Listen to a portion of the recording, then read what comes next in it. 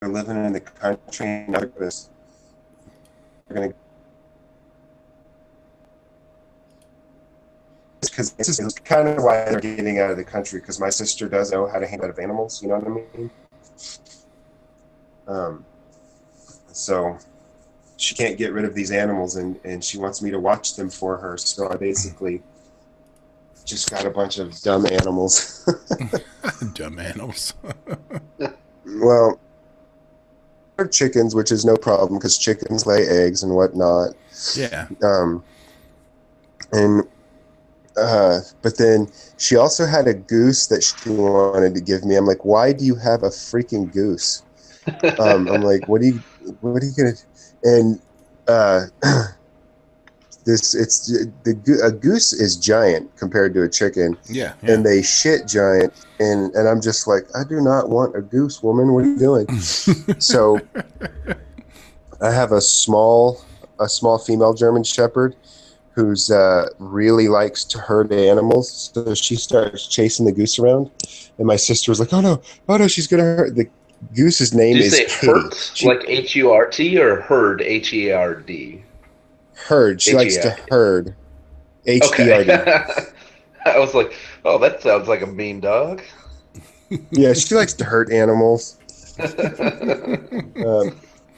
But no, she's a shepherd dog, so her instinct is to herd things, and she just does it for play a lot of the times. So she starts chasing my sister's goose, and my sister's like, "Oh my god, my poor goose!" And the goose's name is Kitty. It's like this is ridiculous. So she ended up taking her goose with her, and they're going to build her something on the beach. I'm like, whatever. And then my sister bought into that whole nonsense that potbelly pigs are pets, and then when you get them, and they grow into the size of normal pigs. Right. So she's got 2 big ass pigs, and I'm just like, and they're potbelly pigs. No, they're not. They're fat fucking pigs. So, and I don't like pigs at all. So, me and her husband built them a pen, like half in the woods, like hidden away, so I don't have to see them. But I still feed and water them, and pigs actually love the woods. They can root around in the trees and eat all the grapes that are falling out of the trees and stuff. But so now I got pigs that have to go out there because I always dump their water over because they want to wallow in it, so I have to go refill their water. So that's the nonsense that I got from my sister. And then my wife has been wanting to get a dairy cow. So we purchased a 10-day-old Jersey calf. It's now 13 days old, but so I have to bottle feed that in the morning. So that's great. Wow. And then we also have all the goats are having their babies right now, and the sheep are having their babies. Wow. And a goat had triplets, and the really runty one was going to die. So, like, I cleaned it off and saved it and got it bottle fed. So now we have a bottle fed baby goat that thinks it's a dog and stays on our front porch and sleeps in the dog kennel. And I'm just like, oh God. Voth the Rancher. All right. If she stays alive, she's a female, and that she'll sell better. So that's the main reason I saved her. But maybe she'll sell as a pet, or someone's crap kids do HFA or something like that. Yeah. Oh, 4-H. 4-H club. Yeah. Or it is. Yeah. I think it's 4-H, where the kids learn about animals and crap for school. They raise like a cow or something like that to sell off for college funds. Right. I could sell this goat to one of those people because it's like bottle fed and going to be really, really nice. Cool. Well, we're live. We got Voth's talking about all his ranch stuff. We have goats. We have goats. All right. Should we get into this? Let's do Hopefully get this done. So are we on top of a building across the street from this? Yeah, you guys are on top of the school next to the sports field where they've set up this stage. Let's do the review because it's been a while. It has been a long, long while, and that way we can kind of get back on track with everything. I love how every session has this big, long part number thing. Well, you got to keep the numbers on there so that you can, keep them in order. At least I do. Part A01S010. I have no idea what that means. Arc 1, Session 9. I like that you put on extra zeros in case we got into triple digits. Exactly. Yeah. Well, in case we got to episode 100. Hey, man, you never know. That's true. Hey, it's 2019, and we're still... Right. We're in session 900 something, and MJ's like, we're going to have to wrap it up soon. I didn't plan for going into quadruple digits. That's right. I didn't actually get the arc thing figured out yet. Hey, between all the different platforms, I'm sure we've played triple digits. Yeah. Well, this has been one arc, and it's been 10 sessions. This is actually the 10th session. So, who knows? But I am still learning how to GM. We did 10 sessions on my game. No, we only did, what was it, like 4 or 5 on the tower? And then, what was it on... The tower was very short. I think it was 3. Yeah. I think you're right. And then the Weird World War II was like, I could look it up here real quick. I think it was like 7. No, it was 5.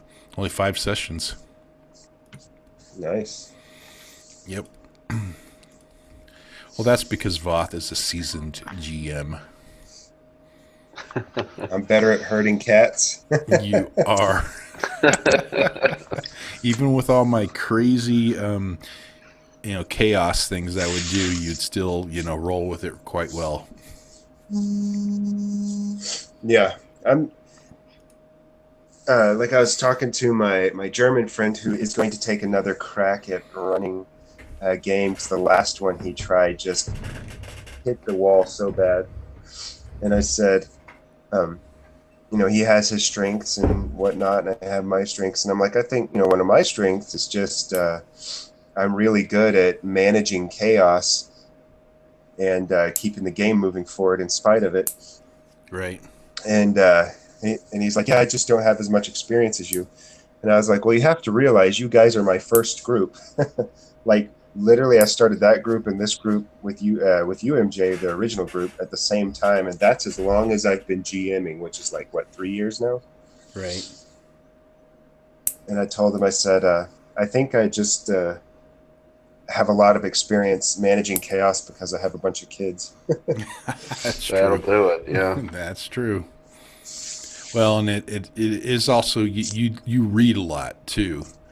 And so you got all sorts of different perspectives on it. And then, and then just dealing with, yeah. Well, you're an impatient person, so you like just to keep things moving all the time. And I remember when you'd get frustrated with me on the D&D 4th edition stuff. He's like, come on, let's keep going. Yeah, I am a very impatient, aggressive, competitive, like, what's next? That's right. Come on. Oh, I gotta know what's going on here. Okay, so Matt, do you want to read that for us? Sure. You're our guy there. We'll review session 9 so you guys will remember kind of what's going on here, and then I'll set the scene and let you guys loose to see what happens. James was woken in the middle of the night by a strange sound of something repetitively hitting the window and then making a sizzling sound. The sound turned out to be an acidic glob of spit hitting the window and trailing down the glass. It turned out to be Tiffany Holt, the little girl she smashed out the window earlier that day, now in the form of an infused spitter creature. Oh my God. There's Tiffany, but we need the spitter picture too. Here's the spitter. That's what she looked like. Jumping out the window and dashing over the home's barricade wall, James engaged the creature with his hammer and shield and quickly smashing in the face and killing the creature, thus never return again. R.I.P. Tiffany Holt.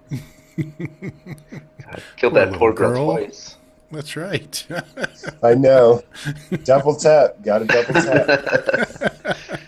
Hearing the unexpected sounds in the middle of the night, Jason grabbed his rifle, went to investigate. Coming to the window, he saw James fight with the little girl spitter, and then noticed the familiar faces of a group of infused creatures they'd killed once before, standing back inside in the shadows. James and Jason. Yeah. Infused creatures they had killed once before, standing back inside the shadows. Lots of commas, sorry. It's all good. James and Jason then engaged into a conflict with the creatures, and when things looked most dire, smoky entity, creature that had killed Corlana appeared and surrounded both James and Jason with dark protection aura that functioned as a flowing bubble shield against the infused creatures. James quickly turned the infused creatures back into smoke by slamming his aura into them and then gave chase into the forest for the sets of mooks, but to no avail. Yep, he played ping. He played bubble bounce or whatever you want to call that game. Yeah. Do you remember that? Yeah, I had a GIF linked for it. Yeah, you had that GIF link. After getting back to sleep and having no more events take place that evening, in the morning Jason took some time to decipher the scrolls once more. Enlisting help from D, he was able to find out that the symbols on the hammer and shield were bludgeoning, offensive, and defensive Iridian wards. Mm-hmm. Into the afternoon, James and Jason head back over to the Holt residence with the calmness of a maniac. Jason shoots Mr. Holt in the knee and Mrs. Holt in the head to test the warding skills and finds out that he needs more practice. That was your exact words, too. The calmness of a maniac. Oh, my God. That's right. Seeing that word was on weird terms. Yep, that's right. James has an aspect. He took some will stress over Jason's actions. I may have snapped a little bit. Yep. Seeing that word was traveling between the infused humans again, Jason became very angry and vengeful from the fact. To release the building steam, Jason looked directly into James' eyes, without a blank stare, lifted his pistol and shot Jonathan right in the head.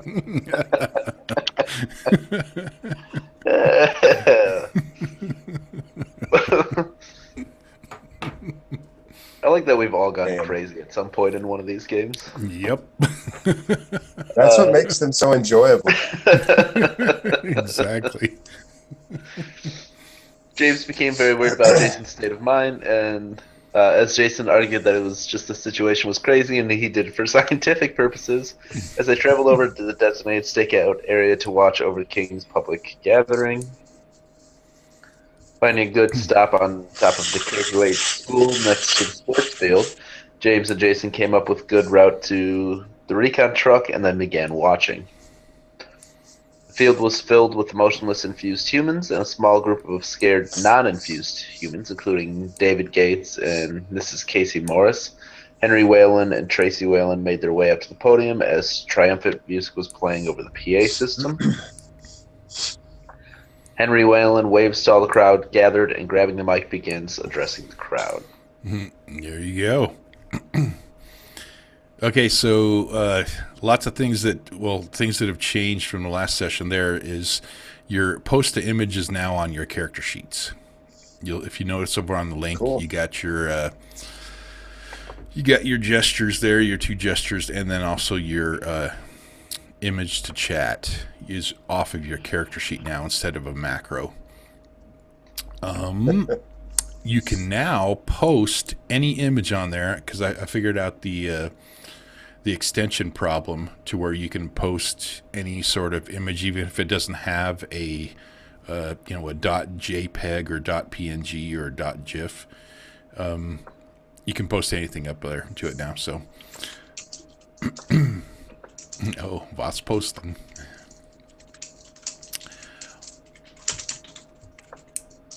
And then we have, I wanted to retcon something to see, because you guys made this plan B, get out of Dodge. Did you want to try to make that? This is what happens when you give MJ a month. That's true. Actually, I actually had that done within the first week. So, I don't doubt it. Yep. Did you want to do Plan B as try to create an advantage so you have some sort of bumps on it? I guess it depends on what you're trying to do as the situation unfolds. But I don't know. I just wanted to present that to you because it kind of seemed like Plan B should have been a create an advantage thing instead of just, throwing up an aspect, because you could have created an advantage and got some bumps on it. Got some invokes, some free invokes. So I don't know. What do you think? Either that, or it could almost function as kind of like a 4E prepared action, like we're ready to do it at a moment's notice. Like it's something we could activate almost. Yeah, because you guys have lots of fate points, and it's going to cost you to invoke it if you do it that way. I was wanting to know if you wanted to put some free invokes on there in the current situation by creating an advantage to try to create an advantage instead. So kind of retconning back to see if you wanted to create an advantage or just keep it as it is. I'm fine either way. Okay. Voth? All right. I was just playing with my phone. Oh, did you just barely get back to us? Yeah, I had to switch over to my 4G network because my internet was just going balls bad from my phone. I don't know why. Something's up with Get Out of Dodge, but I didn't quite catch it because I was breaking up really bad. Yeah, I was looking to see if you wanted to create an advantage with that to see if you could, put some free invokes on there. What was Get Out of Dodge again? Plan B for... Yeah, that was your escape plan while you were on top of the school, looking down across the public gathering. And our truck is parked back there, and that's the Dodge? Well, no. Well, no, you know the whole saying, get out of Dodge. So this is basically Plan B, just in case, something goes wrong and you guys got to get out of here quick. So it's get the heck out of Dodge or whatever you want to call it. Right. So I was just wanting to see if you wanted to try to, instead of, retconning it, to see if you wanted to add, take a chance to see if you could get some free invokes on it to create an advantage. My character is not good at anything like that.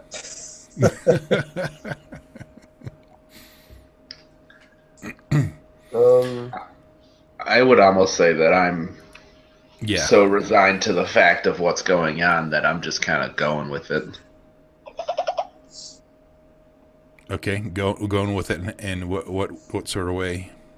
Like whatever comes next. I don't know.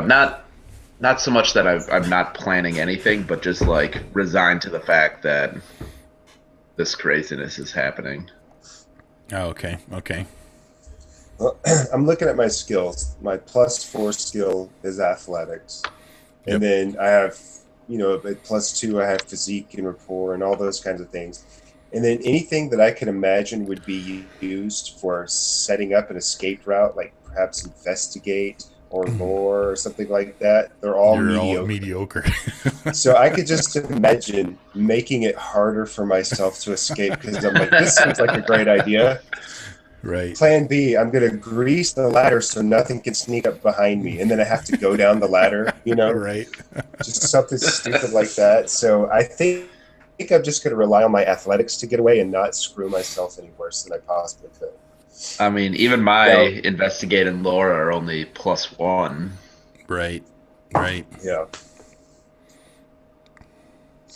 Yeah, so I'm True. just going to going to go with I'll run down the stairs or slide down the ladder, whatever is necessary to escape. Gotcha. Okay. We'll just keep it at that then. And last session update thing is your defeat count and kill count. So you basically have 4 sets of mooks, 2 chargers, 1 grappler, which is John Morris. That would be the husband of Cassie. And then Jonathan Holt now. He got blasted in the head by Jason. And then Mrs. Holt is the one that got blasted in the head by Jason also. And then the ones that are deceased and never coming back are the 2, there's 2 sets of mooks that are gone. One was Tiffany done by Holt. And Tiffany Holt. Yeah. Don't forget Tiff. Yeah. I've just messed Tiff up over and over and over. You just keep blasting her out the window. Alrighty. Okay, so this is all happening. The PA is going on, and Henry Whalen is about to embark into his speech. What do you guys want to do? Also notice that there are the aspects that are up on the game. It was late afternoon gathering. We did determine it was 5:30, and at 6 o'clock is when sunset hits. It is a well-lit risen stage out there. There's the legions of emotionless observers, and then there's a sparse group of fearful people in the center there, which also comprised up of David and Cassie, which, let's post some pictures up of David and Cassie. There's David. There's your buddy David. And then Cassie Morris, who you guys did finally determine that she was the sports store owner. Oh yeah, I remember. Oh, that's the one that Spoth has a crush on. Exactly. Yeah. She's the owner of the Lolo Outdoor Sports Store, the one you guys raided. Yeah. All right. What do you guys want to do? Well, I'm going to turn to my psychopathic brother. And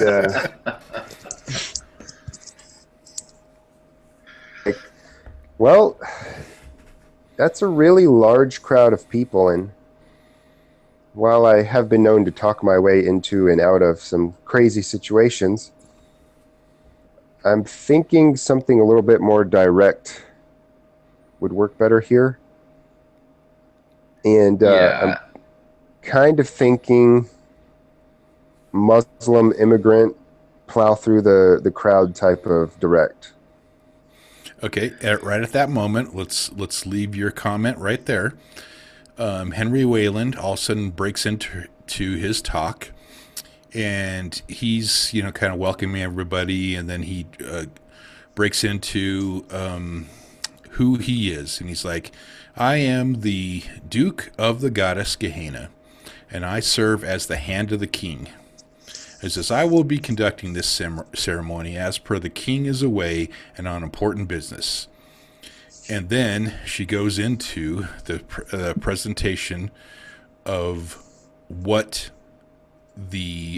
she's about to go into the presentation of what the gift is, the goddess Gehenna's gift. What do you guys do now? Well, I'm assuming that I have my rifle out and have been kind of watching everybody. But so on the map here, they're on stage. Is this a building behind them? That is actually an open field. It's the back part of the field. So this is just set up in the middle of the field. Exactly. Is this ramp big enough for a truck? I was just thinking that. Sure. Let's say it is. I immediately thought that, and then I'm like, but why would we do that? And then he asks if it's big enough, and I'm like, oh, screw it. Let's drive up there. I mean, I think that's a phenomenal idea.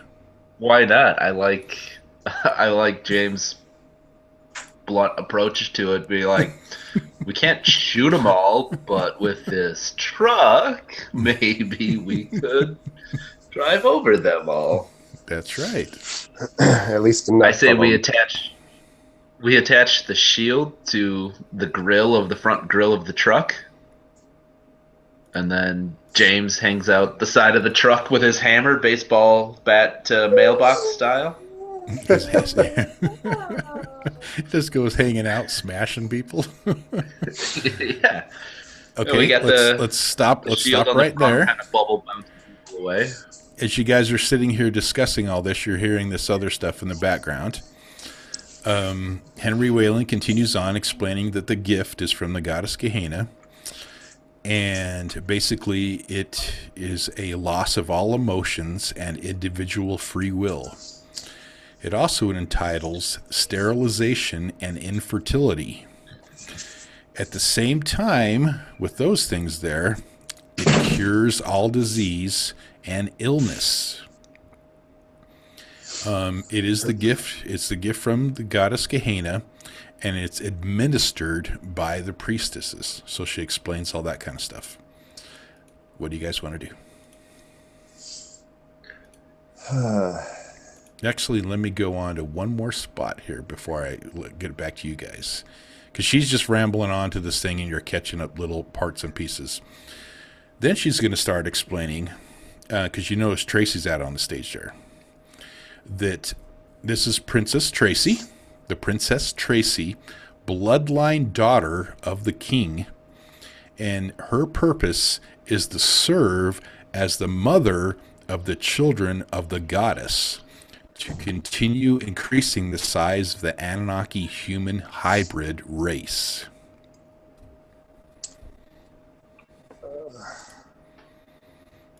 Interesting. What do you guys want to do after that?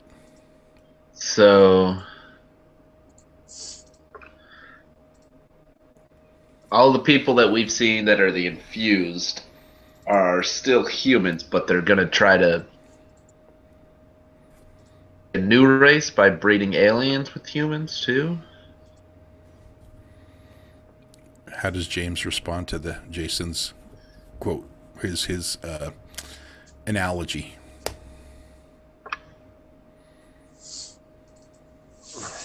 James is very confused, and I turn towards Jason. I'm like, what are they talking about?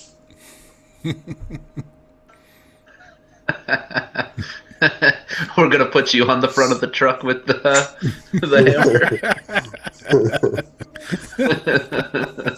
Oh yeah, I did forget to mention on there that you have to put a caption on the picture now too. And when you do it, you got to put a caption on the bottom. That's awesome. Yeah, I'm pretty confused by the whole thing too. I know there's people who act regular, and there's the infused. Okay, both of you guys make me notice checks.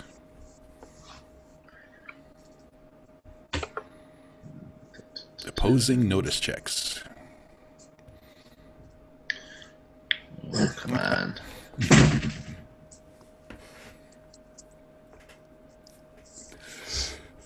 Leave it to me not to notice a damn thing. That was a -1 too. -1 also. Oh, there's a -3. Yep. Okay, so Wow. James, you're Every single time. Start off the game with a -3 or something silly. Yes, you do. That was a -3 too. Oh my gosh. Would you like to use a fate point to bump that up? No. Because then I only get to a 1 notice. That's true. You get to a 1 off of that. Okay, James, you will notice that, okay, Tracy is not quite acting the same way that you see all the other people that are gathered in the public assembly gathered. She still seems to be acting like herself, the Tracy you know through high school and everything. Right. I don't think that Tracy is. I think that bitch is going along with the aliens or whatever's going on here. To me, she looks just like one of the infused. Do not test your gun theory on her, please. No. Don't be crazy. Those bullets I tried making, they weren't working yet. I gotta do more research. Don't worry. Oh no. Jason is willing to get his hands dirty. At that time, Henry Whalen is going to continue on, and he's going to go. Come on. He's willing to get his hands dirty. Have him snipe Tracy. I'm going to present this information and then let him decide. The Henry Whalen will continue on, and he begins talking about the princes. And who are the princes? Hey, that's us. That's you guys. And he goes, the princes, the bloodline sons of the king, are to serve as the fathers to the children of the goddess and to help with the overthrow of the Iridian race. Huh. So Tracy is to serve as the mother, and the princes are to serve as the father to the children of the goddess. Shoot that bitch.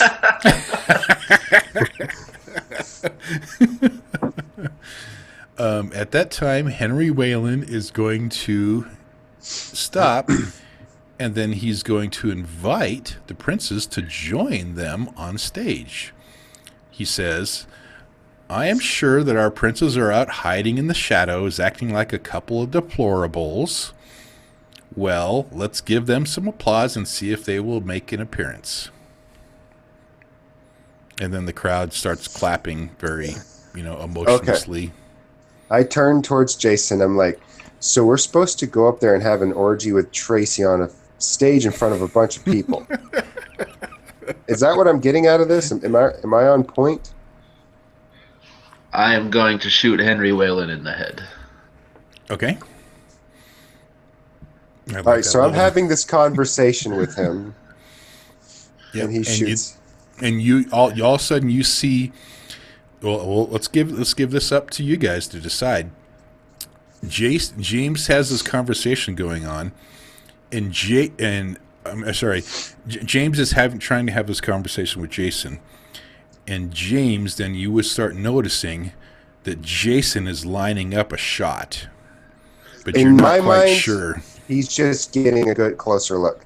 I'm in no way trying to stop him. I just like. Well, he doesn't have a scope on his rifle. It's dry sights. Oh, I didn't realize that. Yeah, remember it's the Mosin Nagant. In that case, I'm just not really thinking. A sporting I thought he got a scope. I totally thought he had a scope. Yeah, but to mount a scope to a Mosin Nagant, it's a custom mount. It's not a regular mount. That's true. It's all freaking World War I side mount bullshit. All right. It is. So yeah, you could get a scope from there, but it's not going to amount to that. Yeah. I'm just kind of mutter under my breath that I'm not sleeping with the same brother sleeping with. That's weird. And and all of a sudden James sees him pull the trigger, and a shot rings out. And that is... so... Yep. Okay, that is going to do this.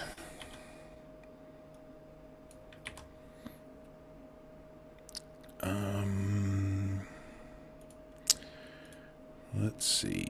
I gotta see how to defend.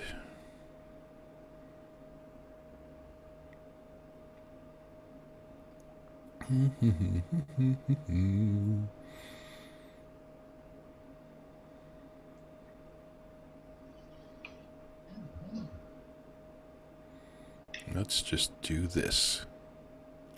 She is going to defend with notice first. He's shooting Henry. Yes, okay. He's shooting Henry, not Tracy, right? Correct. Okay.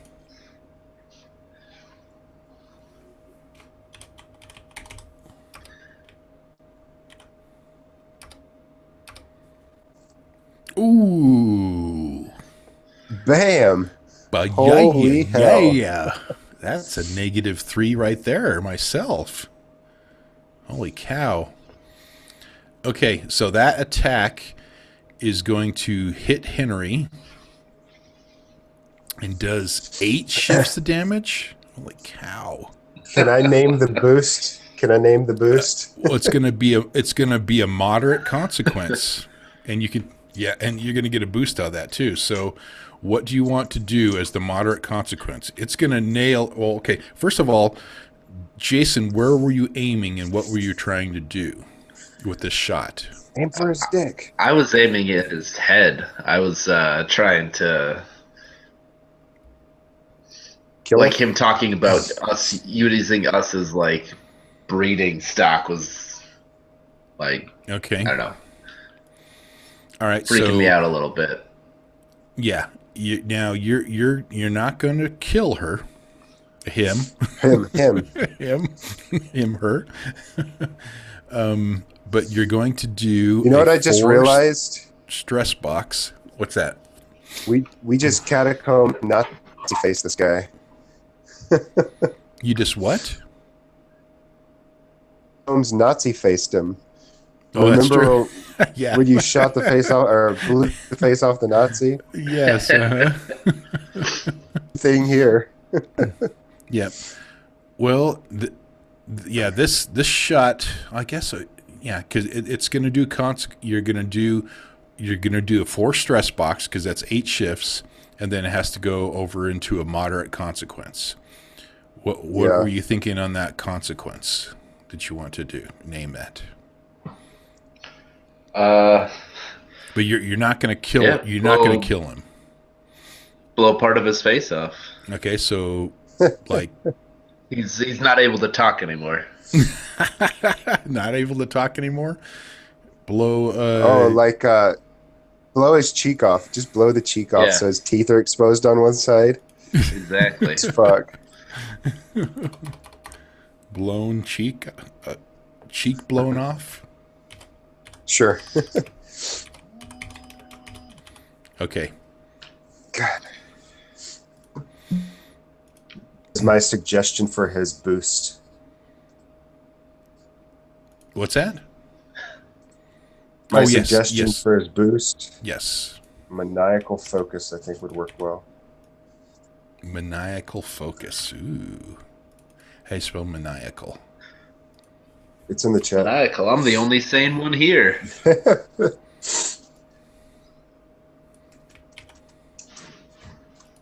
Maniacal focus. Okay. Got a boost up there. All right. Shot rings out. You'll notice that the legions of emotionless people just start they're just, kind of looking around and stuff like that. And then you see Henry Whalen's trying to start talking. And then Tracy gets a really worried look on herself, and then just, kind of kneels down to the ground. And then you're going to notice that two creatures pop up out of the bottom of the stage. Glad we didn't go on the stage.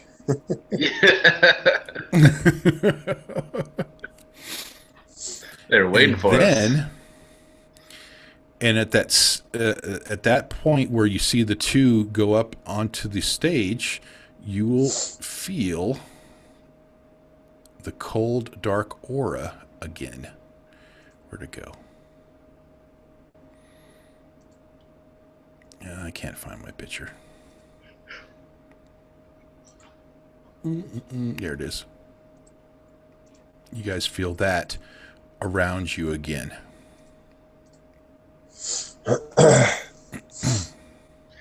Oh, so it's good spirits. Good spirits. I'll turn to James and say, "We've got some help up there. Now's the time to grab the truck and drive in." What do you mean, help? Oh, yeah, that's a good one. Whoop. Where do I miss? It looks like his face is melting, Henry. Yeah, that's the new Henry. That's the new Henry. He's got his cheek blown off. Okay. So first off, you just shot, and then all that shit popped up, and you're like, "Oh, we got some help," and I'm still caught up on the fact that you just shot. I'm like, "What the fuck are you shooting?" I was tired of him talking. Oh, that seems like a great reason to shoot. Well, it's either we shoot him from here or we get close and shoot him. He's the one directing the crowd, so if we take him out, the crowd's kind of leaderless. He just said he knew we were in the shadows watching, which is true. If we didn't shut him up, he was going to send the whole big crowd after us. Now he can just kind of... Oh, you do have a really good point. Do you think you could shoot him again? The funny thing is, I thought of all of that after I shot him.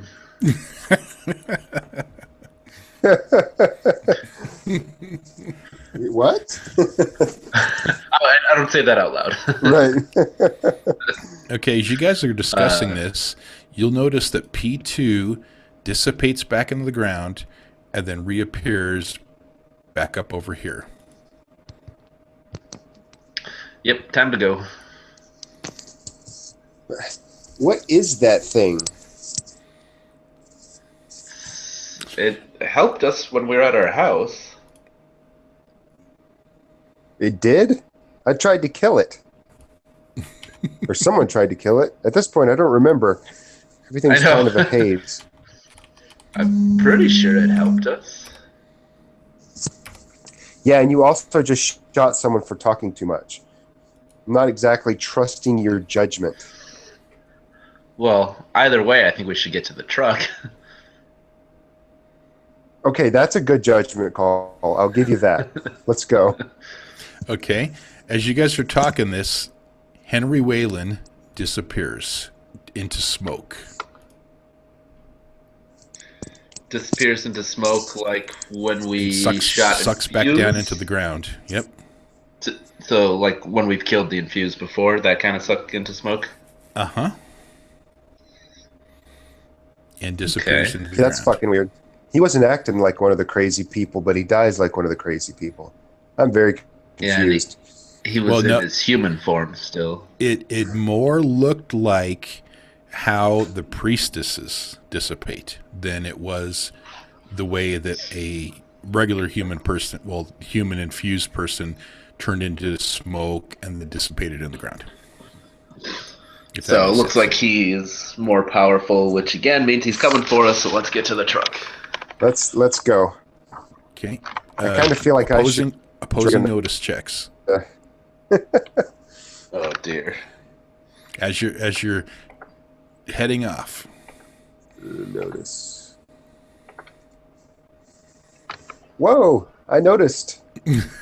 No, I didn't. I didn't. That was Jason. No, you did. As Jason, as you are moving away, you notice that the smoke reanimates back on the stage, and Henry Whalen's back there. Oh fuck! Does he look like he has a mouth again? You're moving away. What would you like to? Can't tell that much detail. Yeah.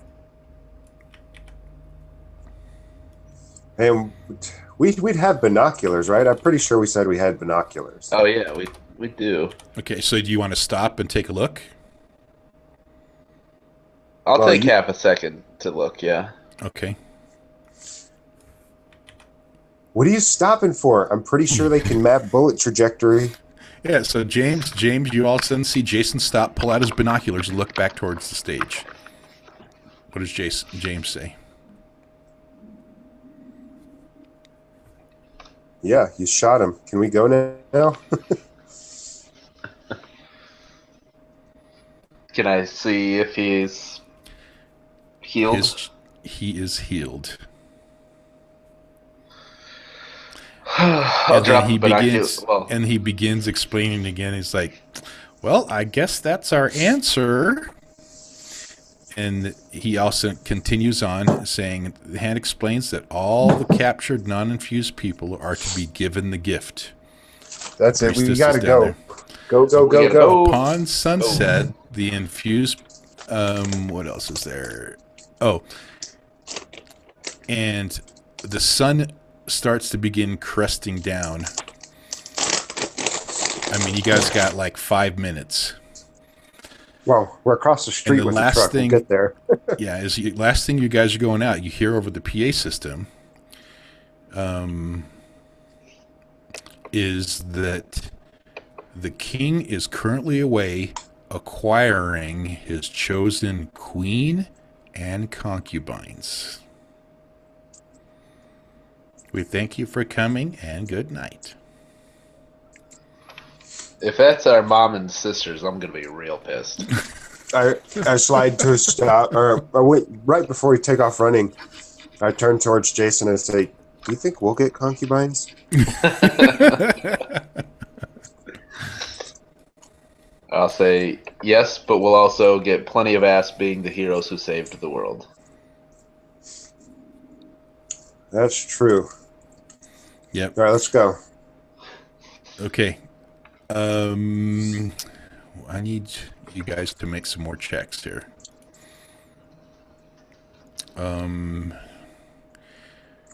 Which one is the intelligence thing?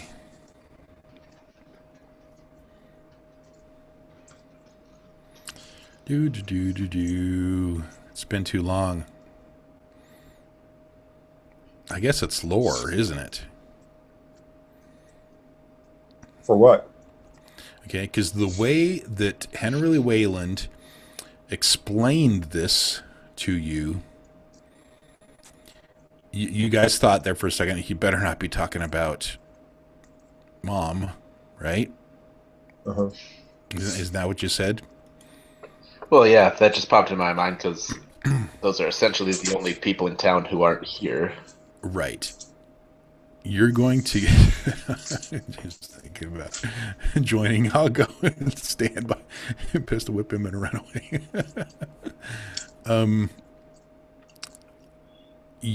Okay, I'm trying to present. As you guys get to the truck,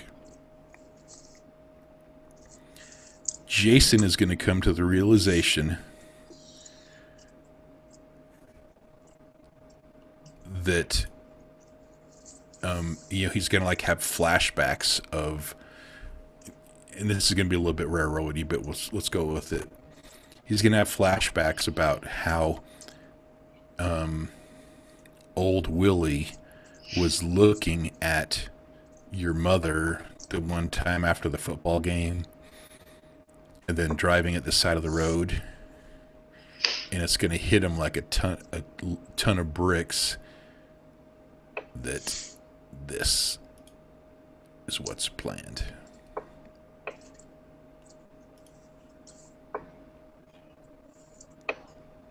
Is there a picture that's going to populate there? Yeah, there's a picture.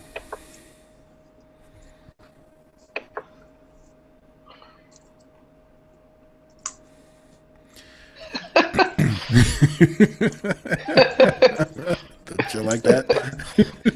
Who's over on the right there? That's a Henry Whalen? Yeah. What? Oh my fuck. Are you kidding me? That's the Grand King or whatever? That's the King's grand plan. Oh, man. So Jason is going to come to the realization that the king is attacking. Does it have attacking. names on those 3 gravestones? I can't read it. Yeah.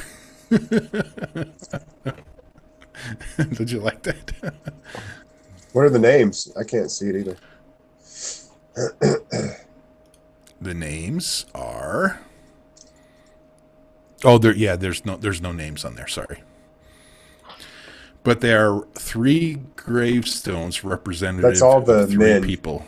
Yeah. That's the stepdad and the 2 brothers? Absolutely. Or do we have 1 brother? You have 1 brother, Kurt, Justin, and Justice. Injustice, yeah. So Jason's going to come to the realization that the king is attacking your home right now. And so you got to decide between, what you want to do between the 2 places. David and Cassie are moments away from being infused, and the king and whatever people he has with it are back at the house, which you're still about 15 minutes away from the house. Not even a choice. We happen... I'm driving home. James, what would you like to do? Oh, man.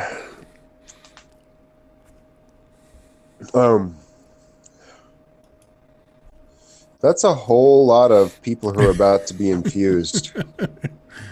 It is. And they're trying to make our mom into a breeding queen and our sisters into concubines. Yeah, that's totally creepy. Well, and you're going to realize that the king is Old Willie, too. I don't know if you caught that part. Oh, I caught it. I caught that. Yeah. I'm pretty sure David's gay anyway, so he's not going to help repopulate the earth. Get mom. No, none of them are going to repopulate the earth. They want us to repopulate the earth. Yeah, but if we were to defeat them and we needed to repopulate the earth, David's not going to be a big help, is all I'm saying.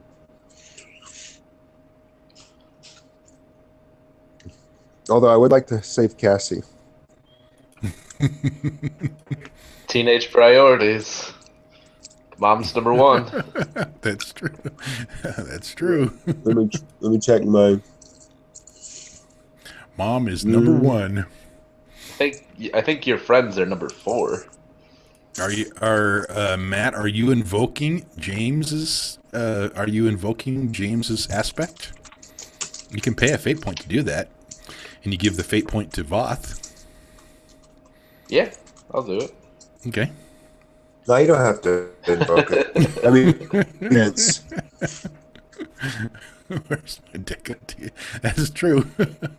Well, she's friends. I guess you would call her friends, so she would be number 4.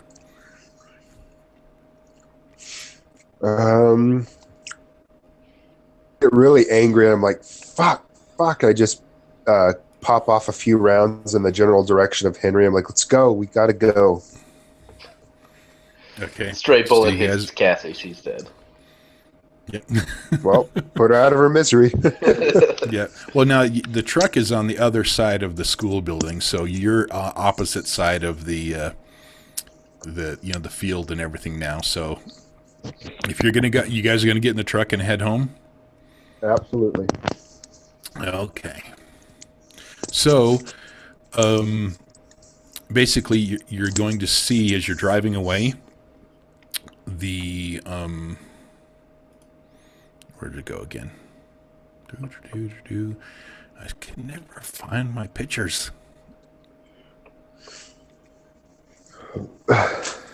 Give me a second. Where'd it go? There it is. You're going to see this come from back where the thing was. Again. And you hear the screaming of the group of people and screaming. So obviously they have been infused. David and Cassie are both gone. Decisions had to be made. Yeah, I don't know that we necessarily would have ended up saving them anyway, so. Look, Mr. Cold-Hearted, you don't have to justify it to me. Mom definitely takes priority over your friend David. Your friend David. My friend David. Yeah, your friend David is now infused since you killed my friend Jonathan Holt. You psycho. You're the one who wanted us to go save that Burger King kid. Yeah, Jason. I did not want to save the Burger King kid. No, he can be infused. He'll be less annoying that way. How you gonna explain that to D now too? I don't know why we have to explain that to D. That you chose them over. Okay. Look, D. We chose to keep you alive in place of David. Yay! Well, would you rather live or die?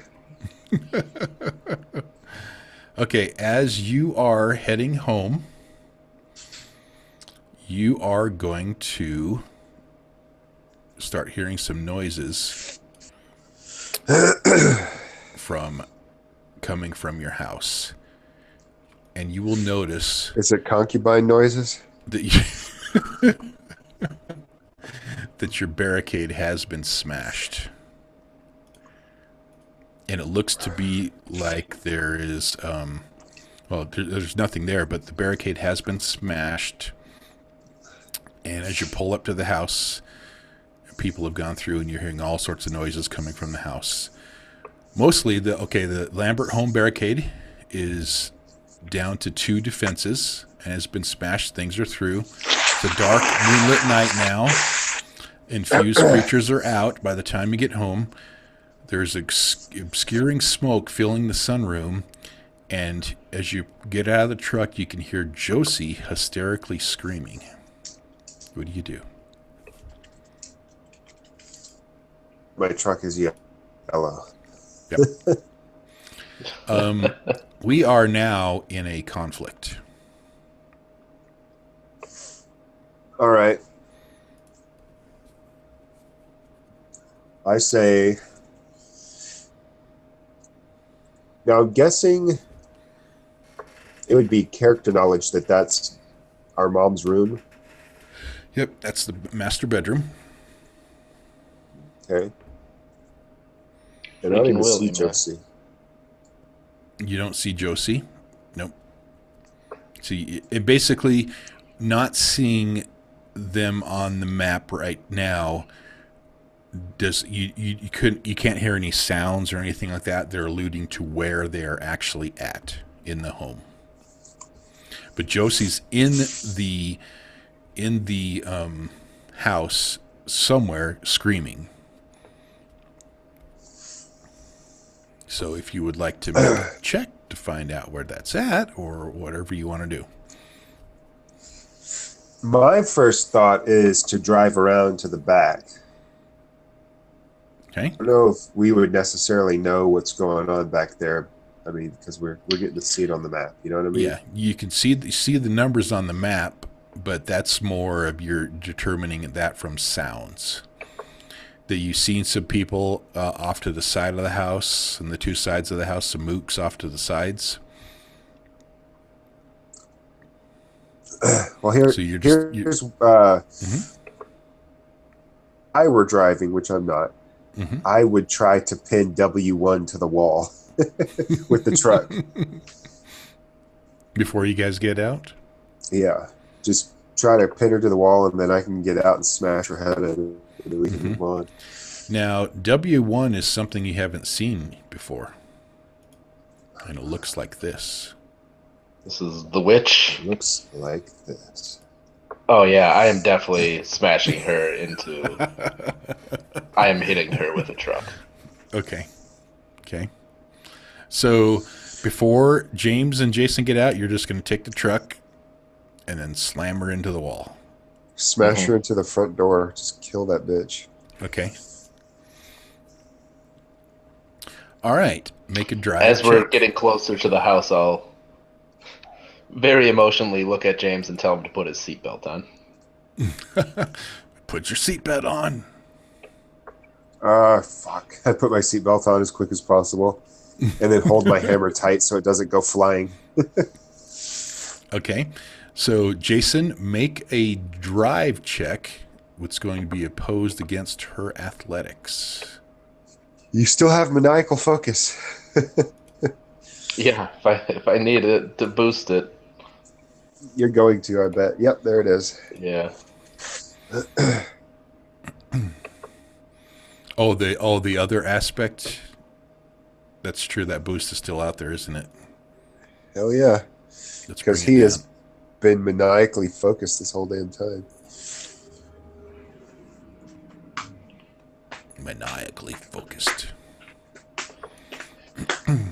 Okay, roll drive 1 comparative to the witch's athletics. That's W1, right? Yep. You gonna fate point it?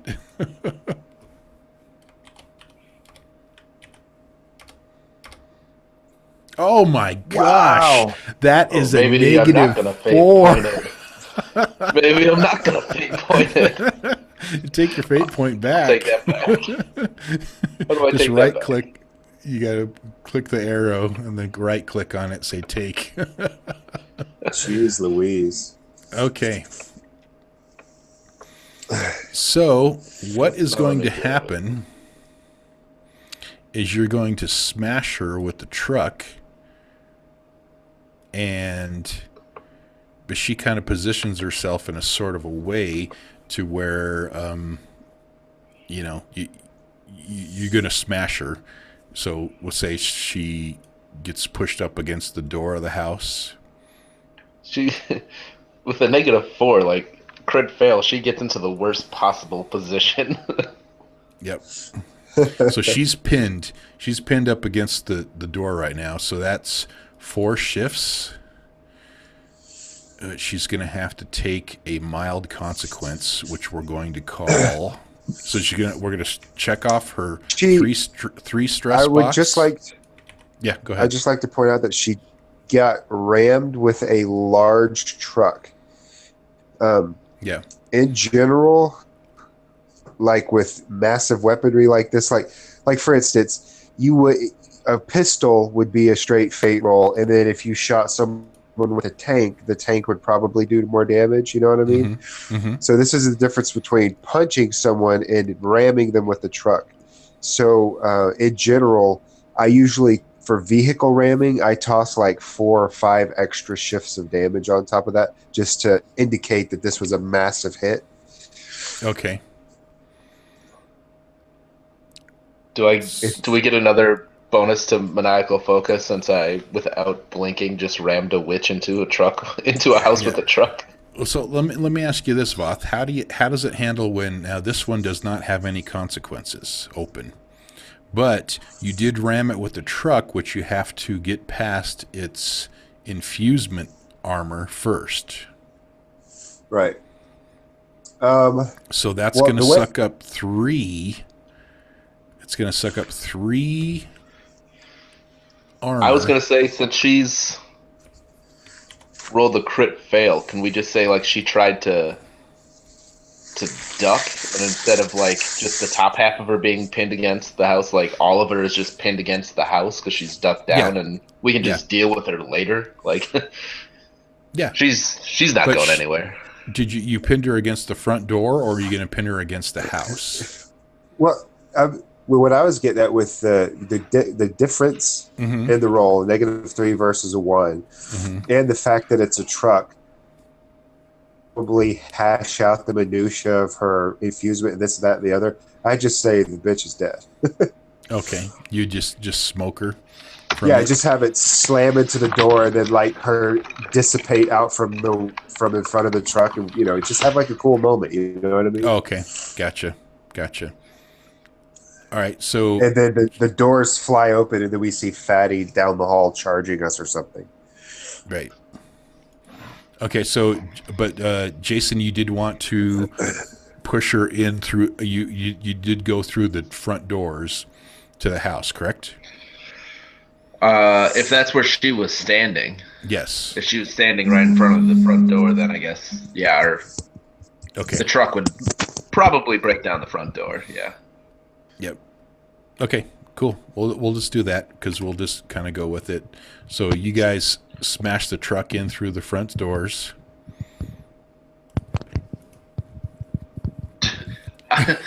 Is the hallway large enough for the truck to keep driving towards B1? It very well might be. But now it's James's turn. What does James want to do? So you guys are in the truck. You've just smashed the switch and it's turned into smoke. All right. And now you're sitting out here, and you smashed into the foyer. I'm going to assume that the truck has enough momentum to keep going forward. So my turn is going to be me turning with a very worried look at Jason and say, Mama's going to be so pissed at you. You just broke the front door. You just smashed in the front door. I think saving her from being an evil alien's breeding queen will make up for it. That's true, but I would also like to point out that I can't open the door now that we're in a freaking hallway. Yeah, just roll down the window and boom. We don't have a windshield either. Like, we can still get out of the truck. Yep. And you'll notice we shot out the windshield a long time ago. B1 Plus is going to turn around and notice you guys, and he starts moving towards you. Which one's the so B1 again? James, that's all you wanted to do is just the talking, and then let Jason decide. I can't really imagine doing much else when we're in a speeding truck slamming through a door, driving down our hallway of our house. I'm kind of yeah, a slave to Jason's whim right now. All right, Jason, what do you want to do? Remind me which one. B1, is this the one that, like, the bomb that explodes? Yeah, B1 is this one. Yeah, the fat ones explode when you kill them. Oh, jeez, I don't know that we want to hit that with the truck. I'm trying to determine if I'd be pot committed already. Like, hold on, let's see. Willing to get his hands dirty, I think would be a compel to slam a truck into a boomer. That's true. Something to prove, always in the shadow of James. I could also see. Actually, there's tons of every single aspect that he has can compel him to hit the gas. I think 18 years of pent-up frustration living in your shadow has kind of broken my mind, and there's really no stopping me at this point. Yep. All right. I'm going to give you a fate point for that because that's definitely self-compel. Oh, man. All right, so Boomer's coming at you. You didn't have your seatbelt on before. I really hope you have it on now. Yeah.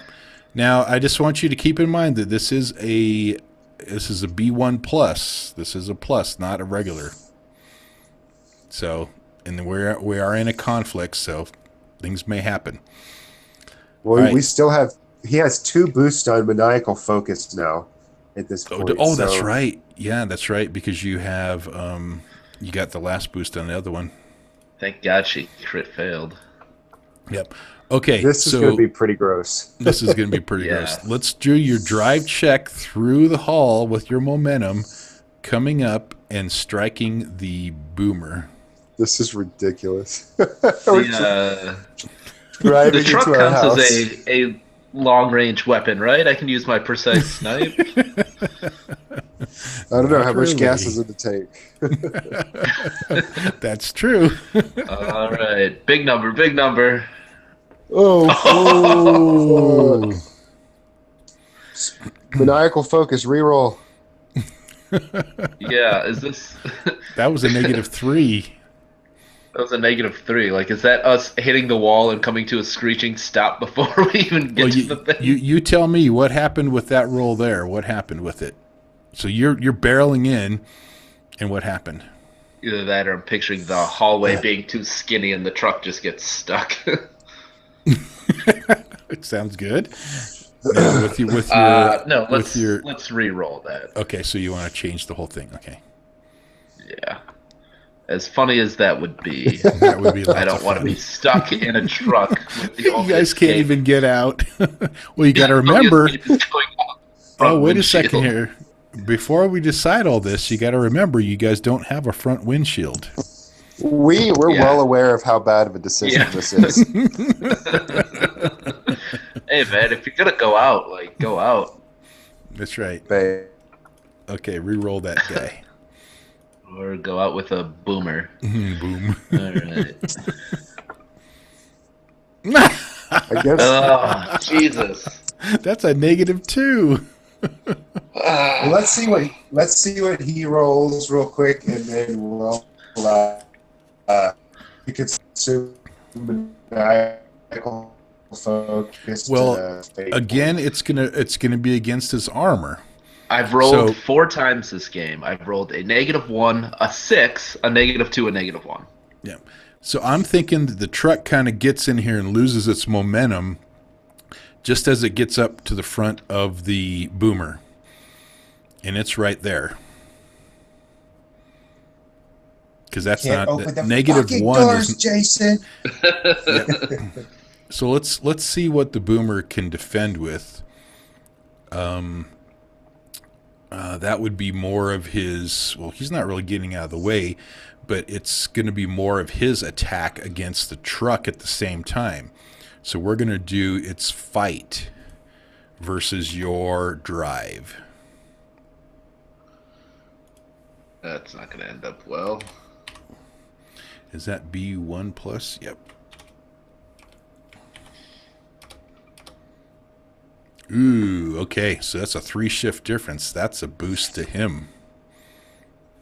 Unless I use another maniacal focus. That's true. Well, you didn't use one. You used a fate point on the other one. Oh, that's right. Yep. So there's a 3-shift difference right now. And Voth, remember we have that dodge skill that we get +2 to defend with athletics. Or I'm sorry, the hold the line, where when you share a zone with an ally, it also has a stun. So that later. But this was against our drive, and we're not using athletics because we're in a truck. God,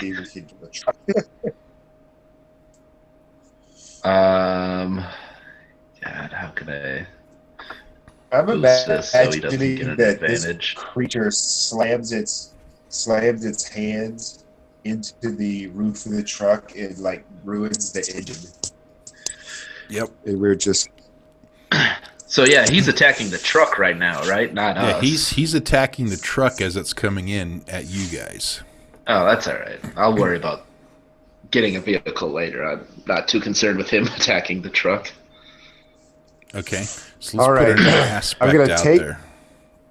I'm I'm going to take my shotgun and shoot out the rear window of the truck.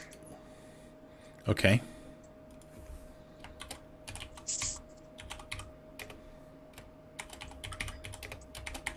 Okay, the truck is stopped. Smashed recon truck. James shoots out the back window. Okay. Do we have road flares? Do you have that in your 72-hour kits? I think we had kind of decided that we would retcon whatever we thought would be from when we raided the right. sporting goods store. The sporting goods store. Yeah, you should be able to kind find of some whatever we flares thought there. would be reasonable. Yep. All right. Well, then I would say I have a road flare. I pull it out, and as we're climbing over remember we had made a bunch of Molotov truck. cocktails when we were defending, building all the defenses and stuff, and had that fight. Oh, that's true. That's true. Well, my plan is to take the gas cap off the truck, then they throw a Molotov cocktail like inside the truck area. If you were worried about bail out the back from me smashing the door with a truck, you're about to blow up a truck in their living room. And then we're gonna bail out and circle around to the back door because the front door is fucked. I just want to say that this room here, off to the off to the right, that is Josie's room. This is Jenna's room. No, yeah, Jenna's room. And then your guys' area is over here, and then this is Justin's room. This is Josie's room. And this is Jenna's room. Okay. Still, it's going to go into flames. I don't think it's not like the movies where trucks blow up like freaking giant bombs. No, it's good fire.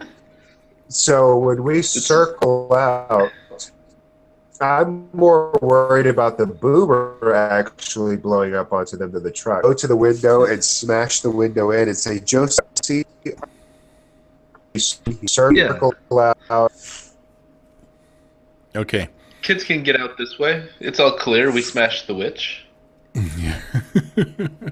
So, okay. This is all kind of like happening all at one time here. So Jason is jumping out the back of the truck and getting ready to throw his cocktail. As where Jason is still in the driver's seat as this is all happening. Right? Well, I'm following. Well, B1 Plus is going to attack you with a wonderful attack it has called Vomit. Didn't he just attack the truck? He did, but that was a part of your turn. Ah. This is now a part of his turn. He is going to do an attack upon you.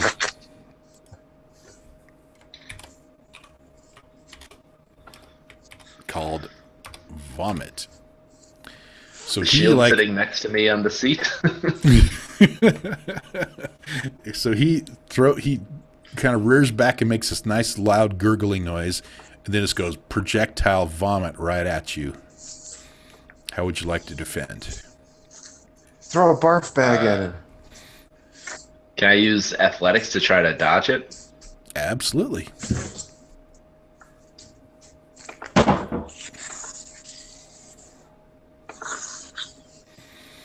That would be a tie. So on a tie, if the vomit does raw damage, like one shift of damage, you deal it.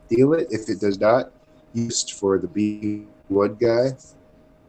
Yeah, he grants when you defended, you grant your opponent a boost. So you give the boost. You gave a boost to B1. Right? So do I need to use maniacal focus to dodge this? Nah, it's not a super big deal yet. Yeah, you did defend against it because you tied, so no harm to you. But you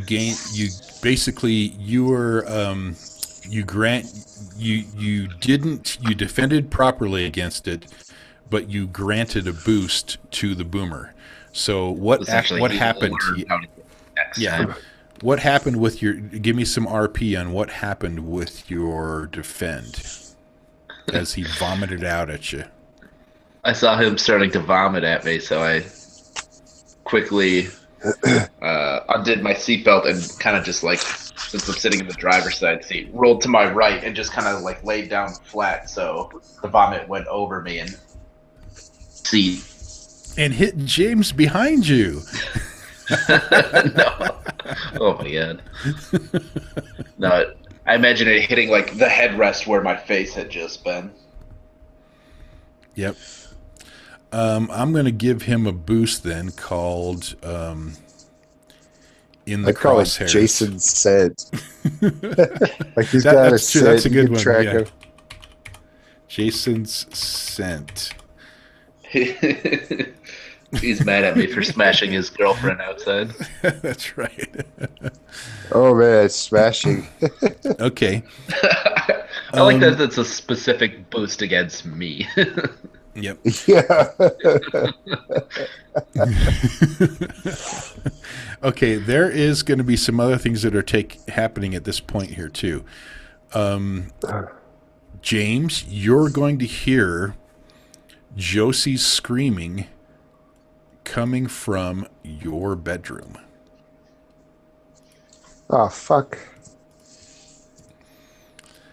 And then you're going to hear in the living room there, you're going to hear Kurt yelling at him, and you hear the voice of old Willie saying, "All right, come on, bring them women out here. They're mine now. Kurt, I'm sorry, but you're just going to have to go away." And then you're going to hear... I turned to Jason and I'm like, I kind of agree with that. I mean, if he happened to get hit by a stray bullet. Yeah.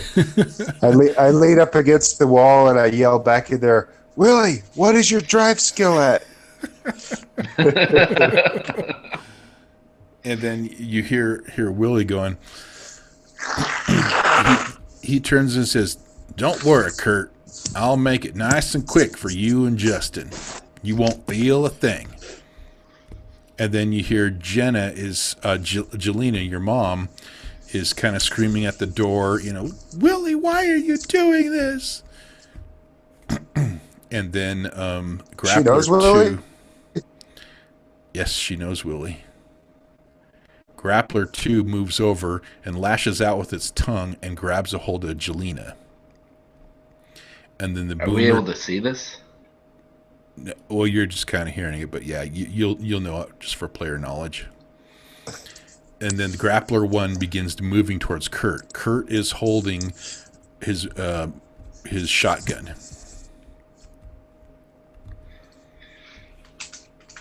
Kurt, do something once for your life. And Jason screams out from shit. dodging vomit. What do you guys want to do? Bail out the back door or out the back window. Okay, so James will go first. He bails out the back window. You're in the bed of the truck. Do I have time? I hear the screaming. Yes, you hear Josie screaming in your bedroom. All right, well then I will peel off in her direction to that window instead and bust it open. Okay, so you're going to head over to here. Go out the front door and going this way. Yep. Yeah. And smash it open with your hammer. Yeah, and I tell Jason as I'm going out.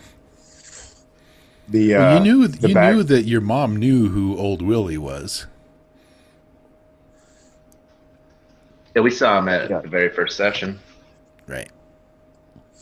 I'm gonna go out the front giant hole. Giant hole. See, and I'm gonna tell Jason, you go the other way and get our other brothers and stuff.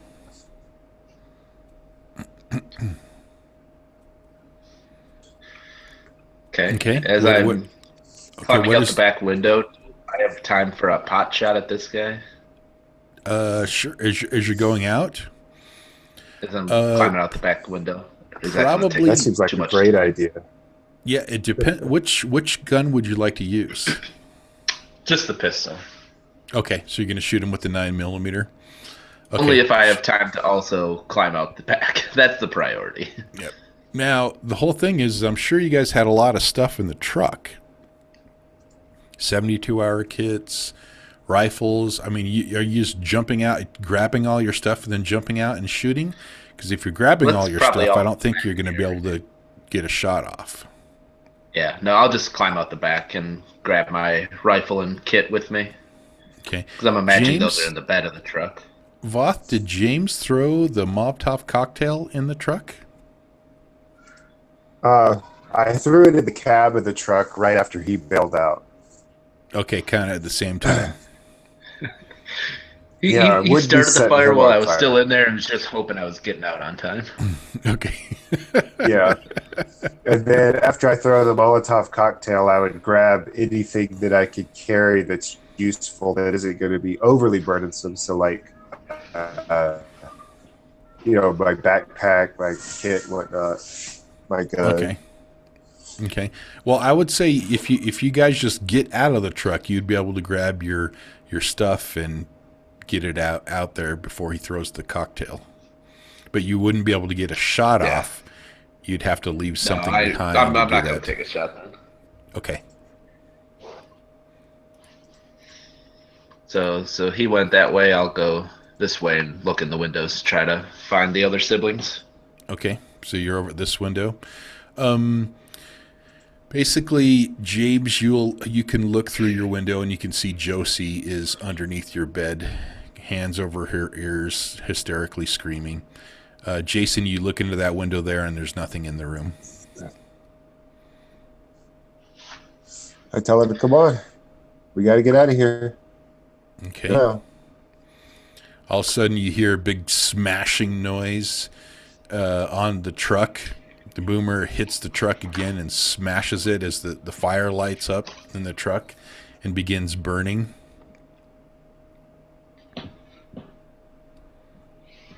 So the recon truck is pretty much done now. Yeah. Oh, that's sad. That was a good truck. It was a good truck. Yeah, but as soon as I saw it was yellow, I was over it. He was like, that's done. It's done. Okay, hold on. Let me get some flames for the truck.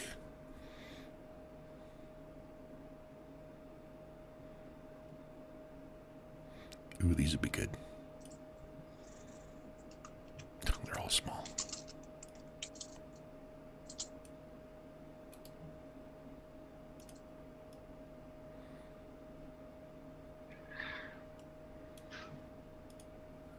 All right, there's some flames starting going up as the truck starts lighting up.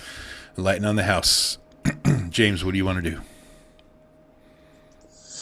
Do I have my sister? Oh, you're going to go into the window and get your sister? No, I'm trying to get her to come to the damn window. I don't want to go in if I don't have to. Yeah, she's not. She is Fuck. Out of it. Josie, now's not the time for this bullshit.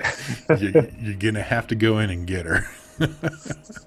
All right. Well, I run over. Can we go in and I just put her in front of the window. Say again? Oh, yeah, I know. I run over to her, I stand her up in front of the window, and then I smash her out with my shield. Okay, so you're going to go inside, snag her, and bring her out. Right? Yes. She's still screaming out of control.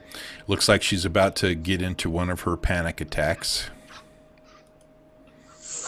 I reach into my pocket and I pull out a flask and I say, "Here, take a sip of this, not too much. It'll calm you down."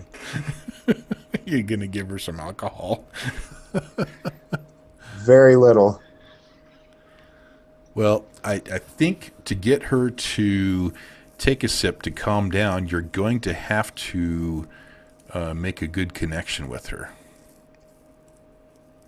So that's going to be a rapport roll. She's pretty out of here right now in this situation. And this is going to be a pretty good effort. You're going to have to do it. Nice. Oh, there you go. Okay, so you'll be able to make a positive connection with Josie and give her a little bit of a sip of alcohol to calm her down. And now what do you want to do? Well, you tell me what happens. You tell me what happens with your success. I would assume that more than anything, some sort of whiskey, probably like, it's like, holy shit, it's like getting slapped. Yeah, you're breaking up, Both. Right. Let me see. Hold on a second.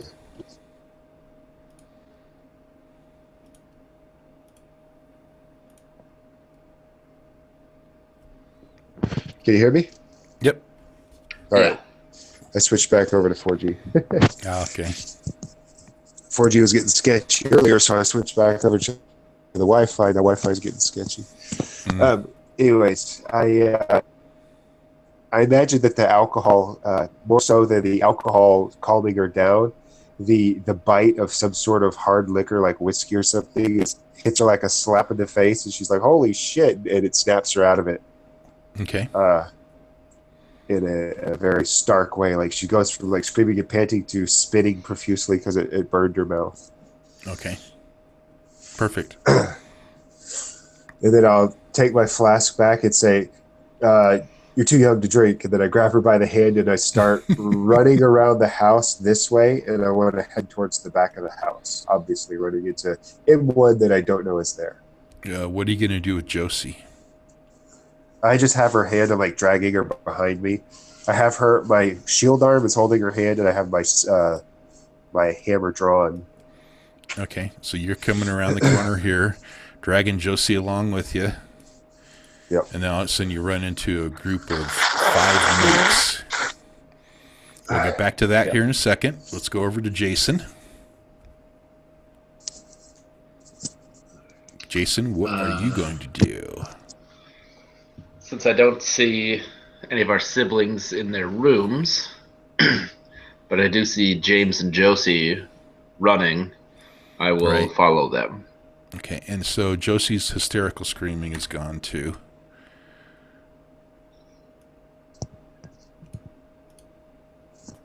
Smashed and on fire recon truck.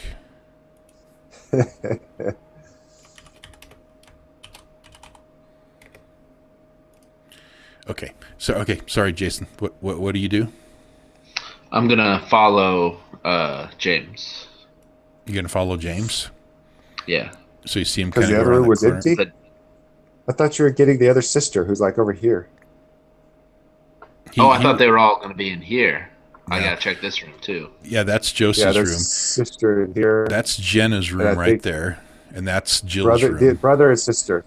Now, these are the older two siblings. These are the twins. Yeah, the twins are in the front.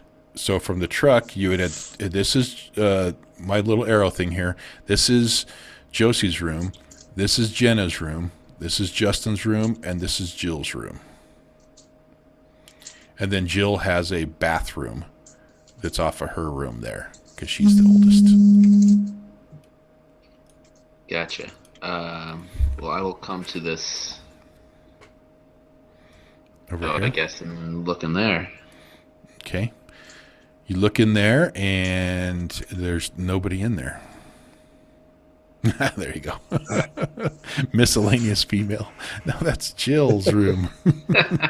Liar kid. And okay, Jason, you're going to... Oh, excuse me. You're going to notice the set of mooks coming towards you. They're responding to the sound as you kind of peek around the corner. You look in the window and don't see anything. You can kind of see through the 2 windows. You can notice a set of 5 mooks moving your direction.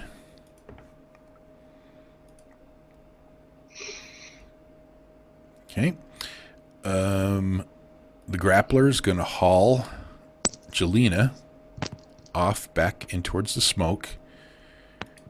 Kurt is going to let off a shot at the boomer in front of him with his shotgun.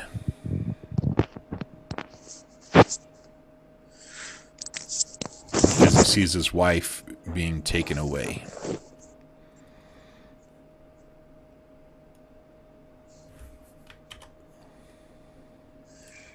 I think it's great that we're playing Left 4 Dead, the RPG. So Kurt blasts the boomer with a 2-shot. Anyway, Kurt, you rolled a -1. Yep. He did roll. Well, he could have driven over him. And it is going to defend with its... what is it? What do you usually defend with? Fight is your default defending, right? Yeah. Athletics is the default defend. Is athletics the default? Okay. The catch-all defend is athletics. Gotcha.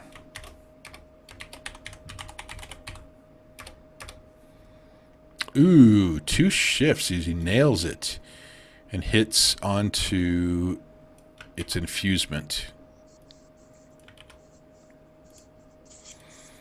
And then the grappler is going to come up and try to grapple. Holy cow. Somebody's phone is vibrating good. This grappler is going to move up and he's going to try to grapple Kurt.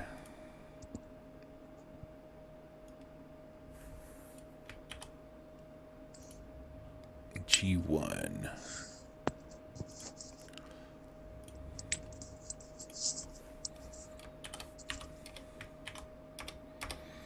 And he lashes out with a 4 against Kurt. And Kurt's going to defend with his athletics against the grappler.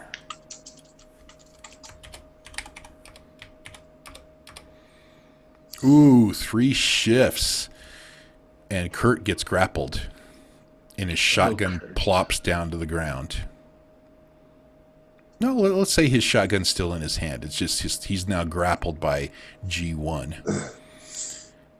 And the boomer is going to come up and slam Kurt after getting shot by him.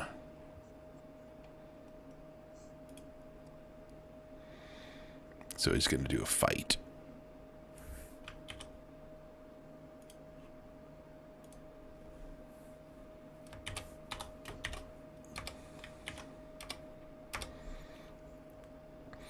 Which is not very good. And then Kurt is going to defend with his athletics.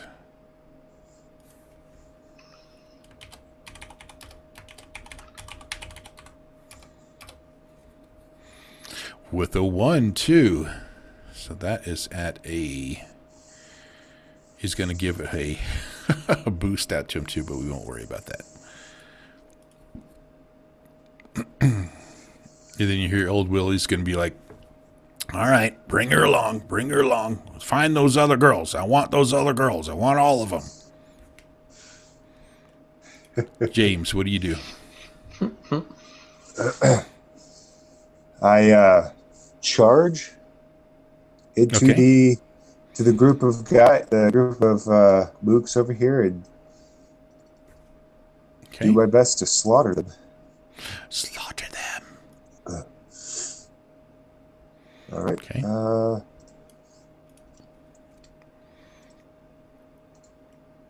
4. 4 fight. And they are going to defend with athletics. And as I'm charging forward, I'll call back over my shoulder to Josie. Don't get too close. These are bad people. Ooh, that's 4 shifts. So you are going to take 4 of them out. There's only 1 left. Damn. So tell me what happens with all that, James. What happens with your success? I come forward and I like shield edge one in the throat and then come over the top with the hammer on another and then spin around and slam another in the chest with the shield, knocking him down and then bringing the hammer down on his head. And then as the fourth one's coming over to grab me, I come from the one's head and in an uppercutting motion, smash it in the face, causing it to do a little backflip. And it's all just a fluid slaughter fest. Okay. In that exchange, one of them is going to get, the last one that's left is going to get a slam attack against you. What do you want to defend with? My shield. I'm going to quickly turn around and catch the attack on my shield. Ooh. Turn around quick as a motherfucker. Yes, you do. That's defend. That's you avoid the attack or defend and gain a boost. I would like to create the boost. Go ahead and type on it my in what you want. All right. So on your toes. Yeah. Here I got it. Okay. All right, we'll go over to Jason. Jason, you got the set of 5 mooks moving in at you. Also, James, I'm sorry, we'll go back to James. On the ball like a mother. You will notice those 4 that you took out, because you were attacking with the hammer, just flopped to the ground dead. Yeah. Now Jason's going to go do some more science. Yep.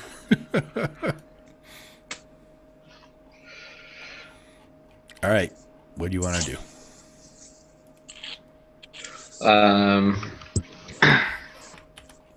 Since I don't know that these mooks are here, I will turn the corner. Oh, I do? You know they're there. You saw them through the window. See how the window, if you look through the one window to the other window, you could see? Yeah. So, unless you want to make a roll to see if you notice that or not, to make it a little more interesting. That hasn't been going well for me. Okay.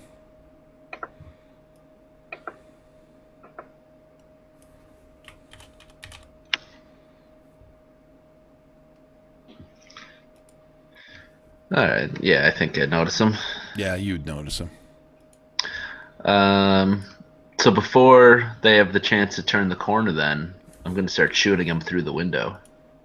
Okay. Pull out the 9mm, start blasting. Go ahead and make that shoot roll, and then we'll make their defense with athletics. And that's set 4. You are going to take 3 of them out, and that is going to be a boost for you too. Holy cow. There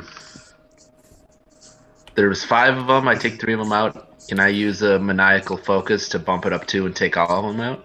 Absolutely. And you gain a maniacal focus back. Yeah, so And I mean, just keep the maniacal focus the same. Yep. Exactly. Okay, You're a psycho. You're a freaking psycho. But you will notice that that set of mooks did turn into smoke and went back into the ground. I just imagine you like walking around like T-1000 or some Terminator guy just shooting everyone with like no emotion whatsoever on your face. Emotion, absolutely not. None. He's just going totally crazy. I still maintain I'm the only sane one here. Yep. Yeah. So good volley of shots on target through the window, nonetheless. Blasting out pretty well. Got to reload your mag. Now what does Jason do now? I'm gonna come look for miscellaneous female. Okay. miscellaneous Jill female. You will look in the bedroom there, and you don't notice anybody in there, but you do notice that the bathroom door is cracked, open a little bit. Stick my head in the window and say, "Jill, it's Jason. Are you in there?" And you will hear the voice of Jill goes, God. "Jason, what's going on?" I was half expecting the door to open and be like one of those witches come out. Yeah. She gives you a big wet kiss. Get over here. We gotta go.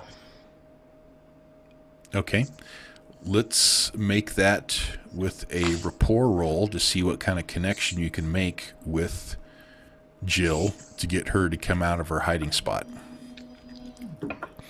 We can make this obstacle 2. Ooh, so you're 0. Are you 0 rapport? Yeah. That's... Make it empathy. Oh, empathy. It should be Come empathy. on. Yeah, okay. Okay. Re-roll it again with empathy. Just say something like, if you don't, come with me if you want to live. There you go. That's classic. Empathy 1. Okay, so she's not really buying into it too much. She's not moving out of her spot there. What happened? She's not responding well to Jason and his allurings. Probably the emotionless face. I don't really think using maniacal focus would really be helpful or make sense in this instance. Well, it could be. Come with me if you want to live, so I can kill you later.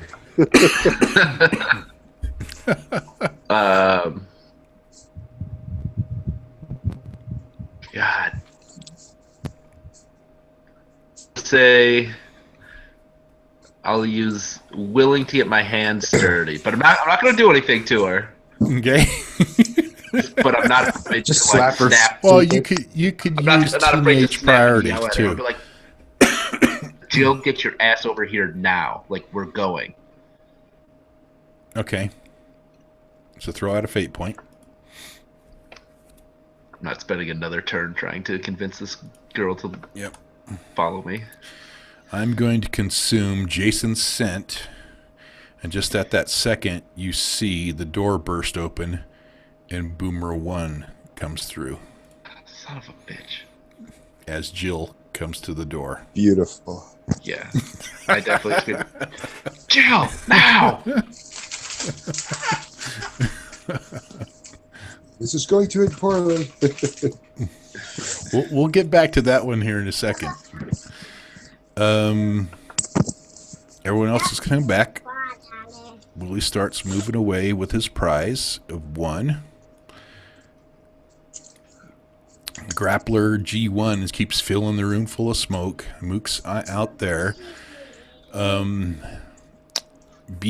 Plus is going to slam again down on Kurt because they don't care. They're just trying to kill him.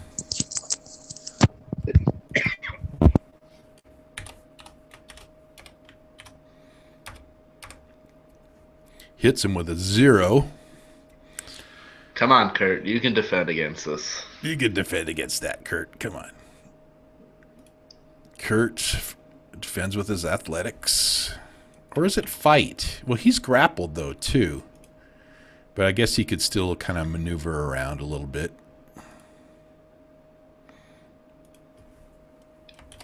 Yeah, if like he was grappled around the waist, he could still use his arms and legs to defend himself. Ooh, he hits a 0, too. Which is going to allow... We won't worry about the boost and stuff like that. So he just kind of defends off the fight there. He's kind of shrugging it off. But the grappler is going to squeeze him harder. He's going to squeeze him with his grapple. See what kind of damage he can get onto Kurt.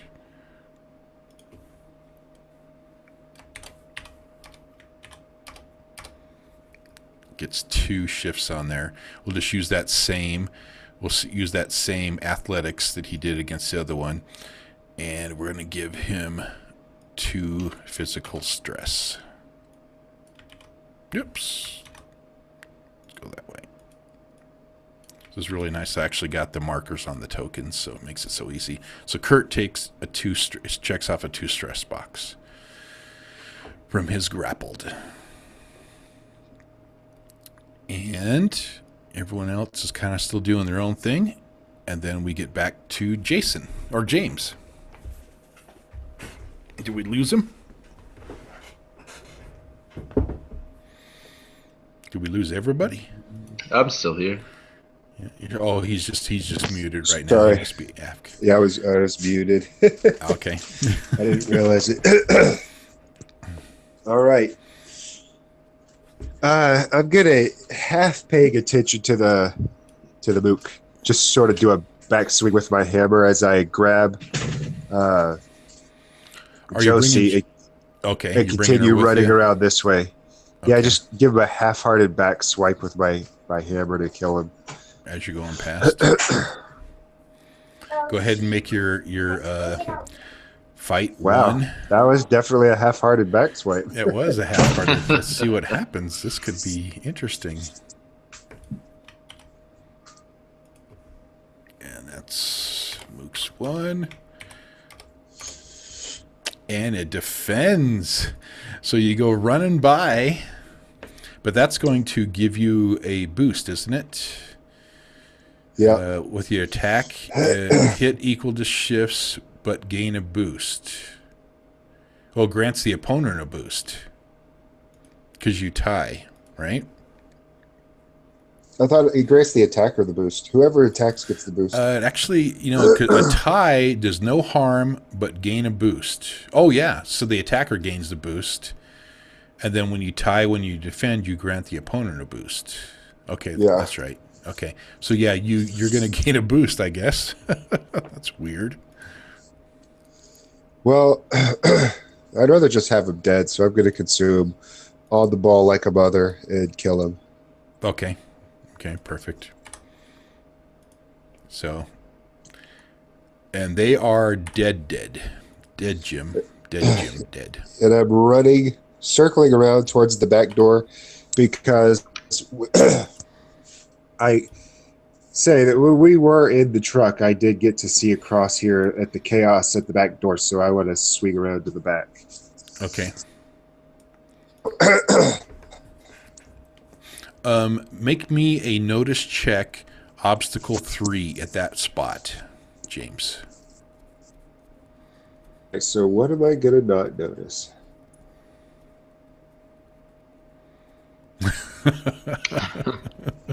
Would you like to spend any fate points? Nope. Okay. That's the problem with if you can't get it on one. If you don't notice it, how can you be compelled to spend a fate point? That's the problem. That's true. You don't notice the low rumbling noise. Oh, fuck me. Of Jonathan Holt. Oh, man. Moving in towards the house. That is the wrong thing to not. That's right. The car like is witch here in a second. Yeah, no That's shit. Right. Either that or he's going to slam me through the window like I did his sister. That's right. Okay, Jason, what do? You got the boomers kind of eyeing in, and he's got your scent. He had your scent. He busts through the door. He's looking right at you. And Jill's just come out of the bathroom and catches sight of him and just freezes. What are the chances of me tossing a Molotov and shooting it in the air? That sounds like a great idea. But you gotta light it, right? You're gonna light it and then throw it in the air and shoot it so it kind of explodes and spreads out all in. That was the plan. Okay. He doesn't have like a little bit of fire on him from that truck earlier? No, Damn. Did he take any stress from you? I thought he did. Hold on. He didn't. He hasn't taken anything from you guys Should yet. I spend a fate point to declare that he does have some fire on him? Sure. Absolutely. His shirt is indeed on fire. His little midriff fag shirt. So I'm going to check off his one stress box, his number one stress box on physical, for saying that he's on fire. His shirt's on fire. His shirt is on fire. In theory, I'm going to throw this, and then when it gets close to him, shoot it so it spreads out all over him. Right. Okay, so here's how I want to do this. We're going to do that whole maneuver lighting the bottle, throwing it, and then pulling up your 9mm to shoot it at the right time at an obstacle 5 to accomplish what you want to get done. Now, at the same time, what do you want to do with Jill to get her to move out, or else she'll be running back into the bathroom? I am still just screaming at Jill, like, as scary as I can be. Like, get your ass over here now. Okay, so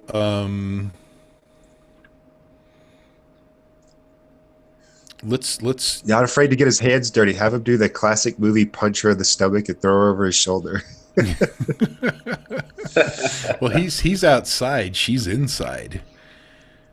Yeah, I'm still just screaming at her. Can I roll a provoke? Isn't that more of a... Yeah, it's provoke, I think it would be. You're going to be provoking her to get her out of there. So let's first all do the Molotov cocktail. Make that again obstacle 5. Your shoot check against obstacle 5. Unless there's some other skill that you had in mind of doing. No, I mean, shoot would be my best skill. Oh, he nails it. Oof. Ties it. Which that's going to give you succeed at a minor cost. Yeah, I mean, I'm kind of just...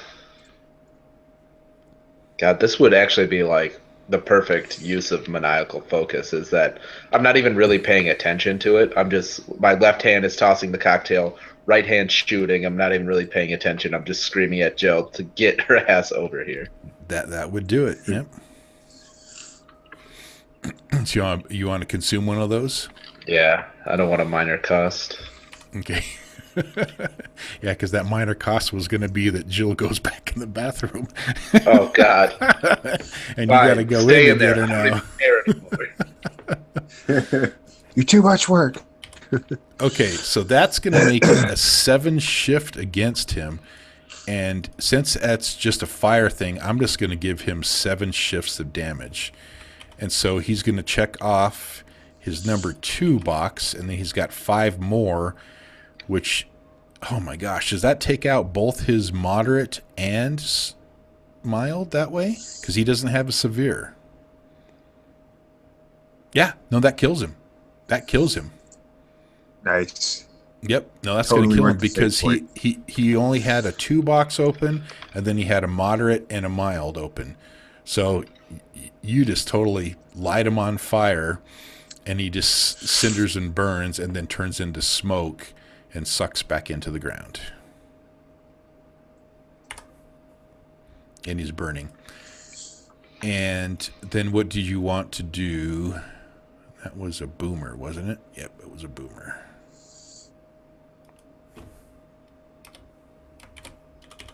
That's the first boomer you guys have killed.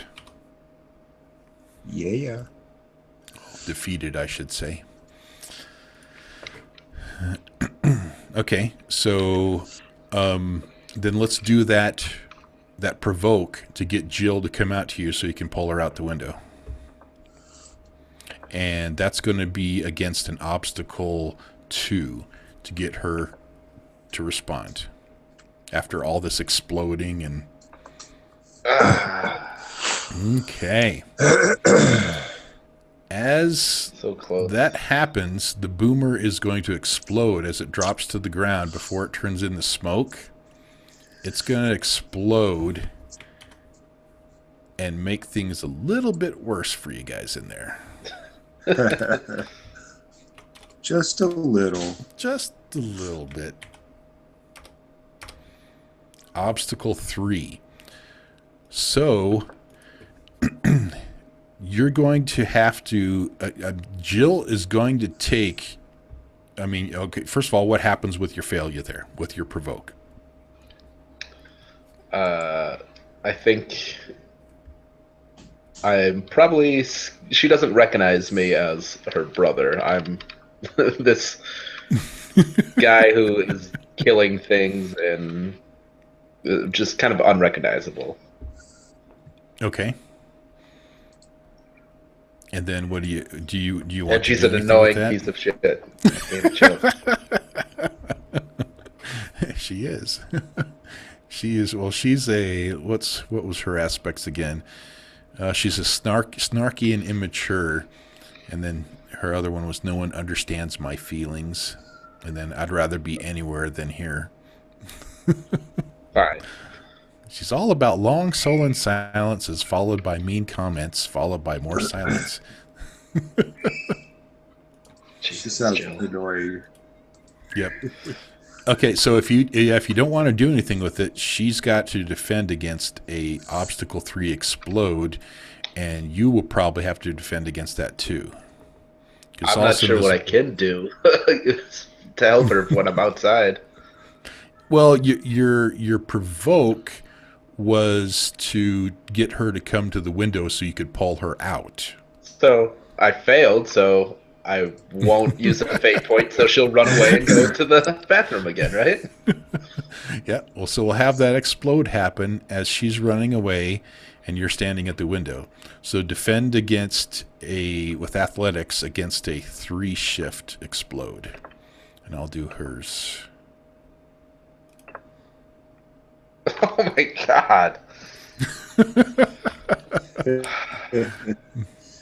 One fate point doesn't even get me up there. Can I re-roll? Okay, let me roll hers first here too. Jesus. She rolled better than you. I rolled a -3. She rolled a +1. So she's going to take 2 shifts of damage here. She checks off of 2 boxes. This thing explodes. And she catches some goo all over her. And then she moves back into the bathroom, screaming. And I have the 3 shifts at physical to take it, but... Yeah. That's a lot of damage. That was a lot. A lot of physical. So since I have a 1, a 2, and a 3 open, would it take up all of those, or would it just take up the 3 and I'd still have the 1 and 2 open? Yeah, it just takes the 3 and then, yeah. Or you could just take a 1 and make a mild consequence. Couldn't you do it that way, Voth, or do you have to take your highest one first? No, you can take it however you want. Okay. I don't have any stress and I don't have any consequences yet. I might need those fate points in a little bit. That's true. So yeah, you can't check off 2 stress boxes though.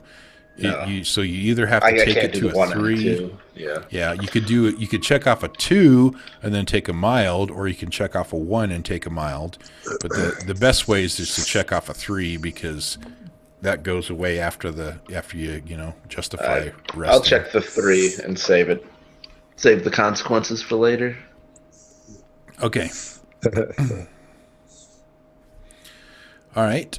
And then G2 is going to move out with his grappled prize. So, James, you'll be able to see that coming out. And old Willie's in here giving commands like, kill Kurt, and find those other girls. James, what do you want to do?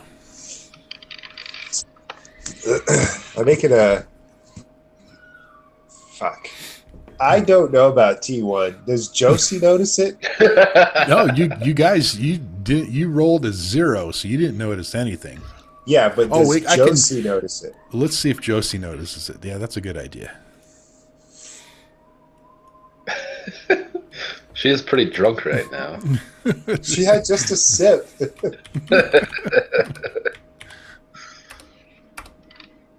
Oh, fuck me. She's just kind of following along. She's paying no attention to anything else besides just staying as close to James. Because here's my plan: is I'm going to have her wait here while I run over here to fight. Okay, so James turns to Josie. I feel so bad about this. How many family members can we lose in one session? Oh, shit.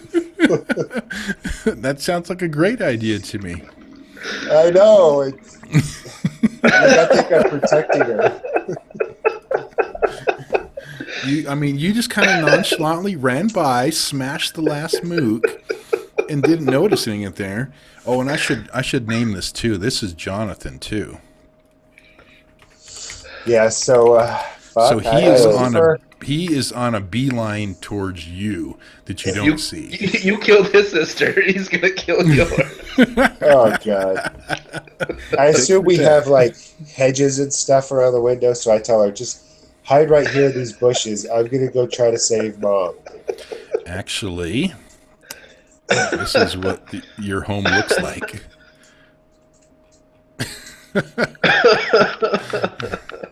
So I don't know about bushes.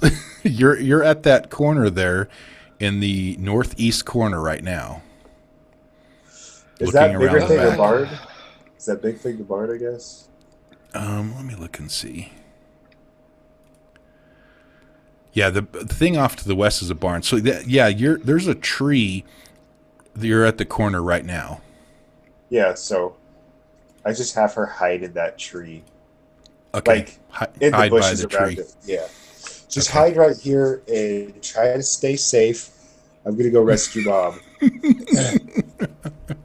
I give her a little kiss on the forehead. I say, I'll be back, I promise. You'll be safe here. And run off. You guys just don't care about any of your family members. I do. I do. I just have a strict barrier between player and right. character Yeah, knowledge. you gotta do with what you would do, you know? Yep. Yeah. I mean, that's how we ended up losing our climbing equipment in the zombie tower. That's true. So there she is. I leave her there and I charge. And I want to run right towards G2 and smash her in the head with my hammer if I can. Okay. So let's put that all within to cover. No, you're an athlete. You're very athletic. So go ahead and just make the fight. Alrighty. Let me look at my stunts, see if I have anything here. We've got this, Charlie Bastard. Here we go. Nope, just an attack. Okay, I got to find a good fire thing here.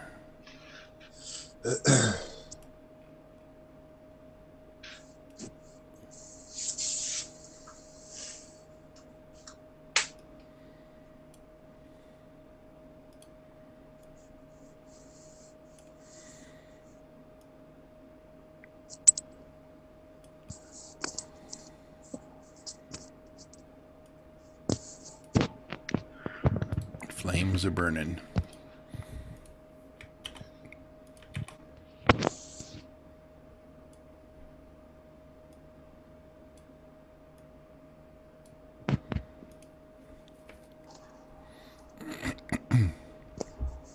Okay, fight 4. Yep. Okay, against the grappler. Oh boy, he like really sucks. Yes, that's what I need.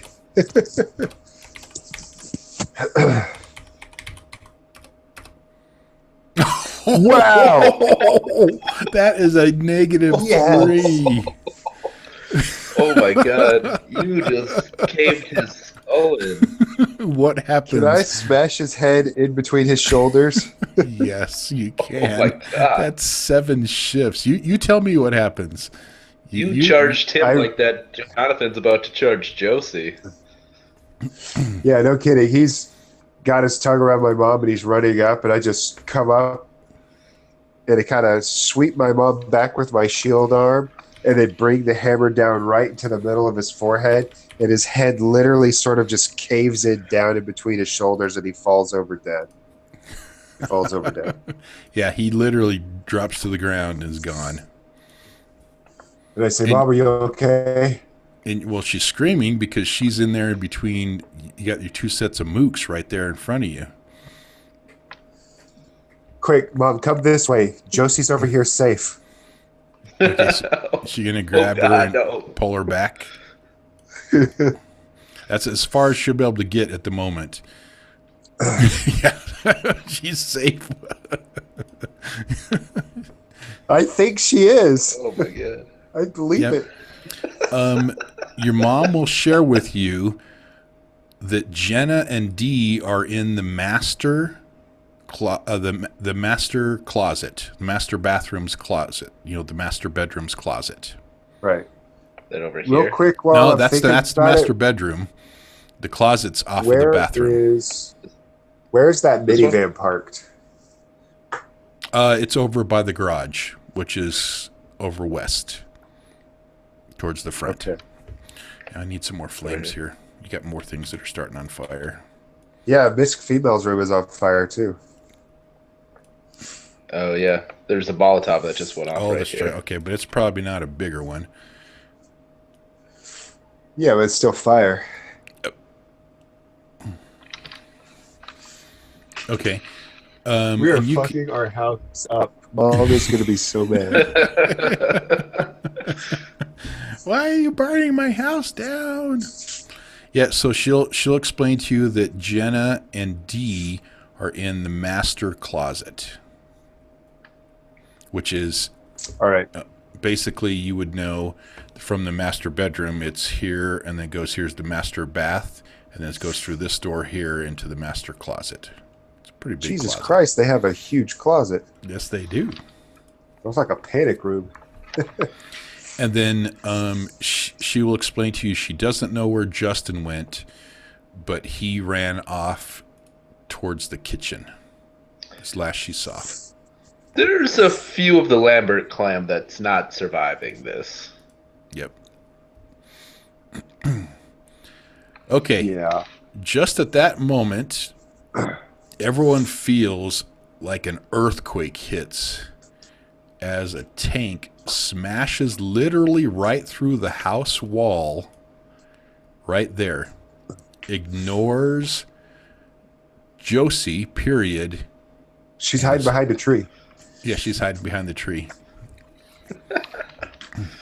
Oh, I thought she was going to get splattered so bad. But it seems to be going through the dining area.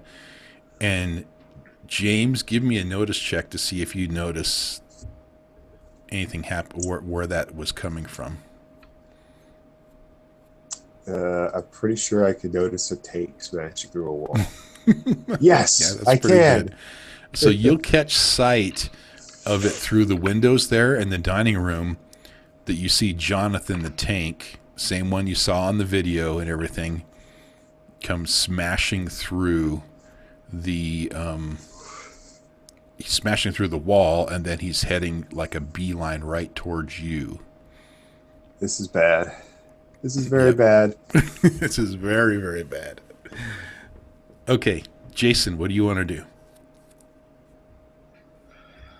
I'm going to yell at Jill. I'm going. If you want to come with me, that's fine. The house is on fire. I'm going to start going this way. P.S. The house is on fire. House is on fire. There's monsters. Hide in the bathroom if you want. I don't have time for this shit. And you can hear her in there complaining that it hurt, and you know, go ahead. It's gonna hurt a lot more when you burn to death. Make that provoke roll against an obstacle 4 if she's going to come out or not.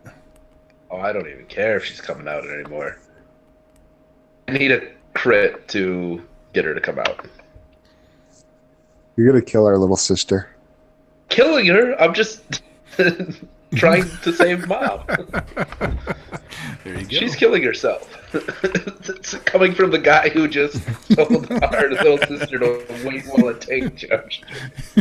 Yeah, but I didn't know it. You do. That's true. Bird to death. There. I know she has a chance to save herself, and I think Mom's still in trouble, so I'm going to go save her. Yeah. So that is a failure. it's going to be a serious cost. She goes and hides back in the shower again. And Jason, what do you do? Oh god. I go up this way. Okay, where are you going to go? I'm gonna run up. I can't see it on the map, but to the corner here. Okay. Because I heard Mom screaming. Okay. Try to save her. Okay. You run around the corner and you see James standing over the body of a grappler, and your mom's moved away, and there's a couple more sets of mooks there in front of you. Time to shoot. Okay. Which ones do you want to head for? M3 or what's that, Voth? Yeah, I would shoot the ones closest to me. Does he see me and Mom over there? Yeah, I would see you guys. Okay. Notice that M3 is in line with me. Please don't shoot me.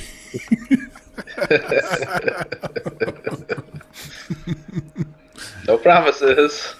So he's letting off some shots. Okay, let him fly. Ooh, 4 shoot. Let's see against their athletics as they're defending. Did you use long range snipe when you shot Henry? Oh no, I didn't. I forgot to use that. Yep. Fuck. That was the time to use it. I know, that was totally the time to use it. All right, you totally blast all 3 of them. Ooh, Dead, is that dead and gone. another boost to maniacal focus? That's 3 shifts. Yep. Jason is losing it. He's all He's over straight this. up losing it. So James, you see Jason come around pretty the much corner, in full murder mode right now. and bullets are just flying everywhere. Some going past in your general direction. He's just maniacal, shooting everywhere. What do you do? I'll give you a quick reaction before we have the monsters go. I run in front of Mom and hold the shield up. It's like, be careful, you ass hat.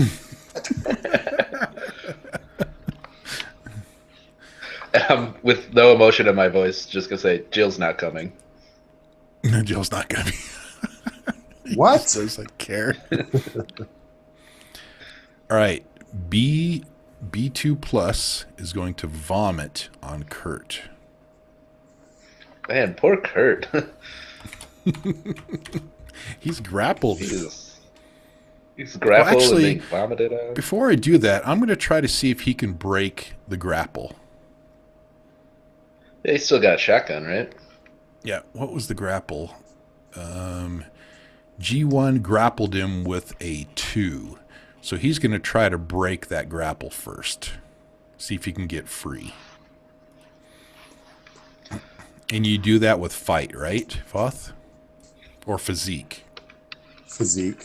Okay. I guess, you could use fight if you wanted to, if you wanted to say he was a wrestler. Yeah, I'm going to have him do it with physique, though.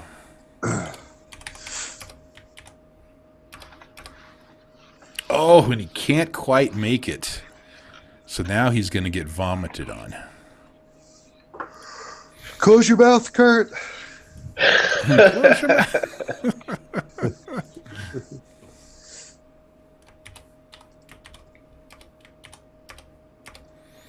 Ooh! This could be very bad for Kurt. Oh, man. He's grappled, so the only thing he can really defend with, well, I guess he could still do it with his athletics. So let's have him defend with his athletics and see how well he can defend against that. See how well he can cover up. Ooh, not bad. Wow. That's some good rolls I just did there. Okay, so he's going to take 2 shifts of damage, which is going to... I'm going to give him a mild consequence right now as he gets vomited on. Chunks in my eyes. Yes. Vomit, a blinding vomit. Vomit chunks, how's that? Blinding vomit chunks. So Kurt can't see right now.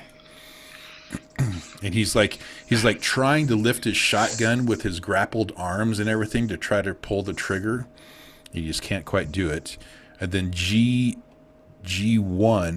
is going to squeeze him on the grapple. Actually, he's going to go in with a claw. He's going to actually rake at him now that he's got him grappled.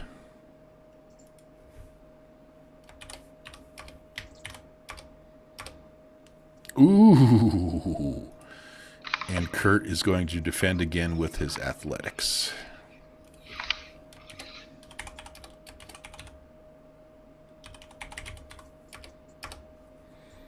Oh, this is very bad for Kurt. He is going to get raked really hard. Really hard. And I'm going to have him take since that was 4 shifts, he's going to take a 1 stress box, and then he's going to take, actually I'm just going to have him take a moderate consequence with that rake. And that is going to be deep cut.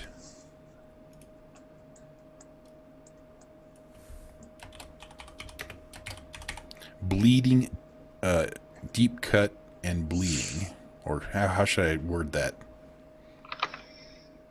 I don't know. I like That's fine with me. Yeah, deep cut. Let's go with Bleeding deep cut.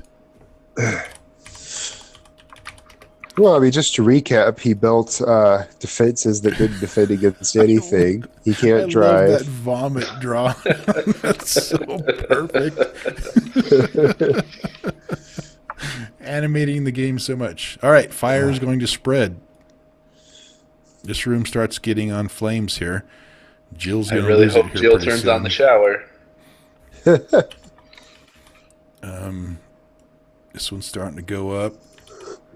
This one's Are starting we to go assuming up. that there's a kid in this room on fire?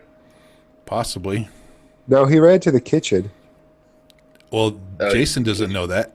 I don't Yeah, know. Jason doesn't know that, but Jason's a maniac.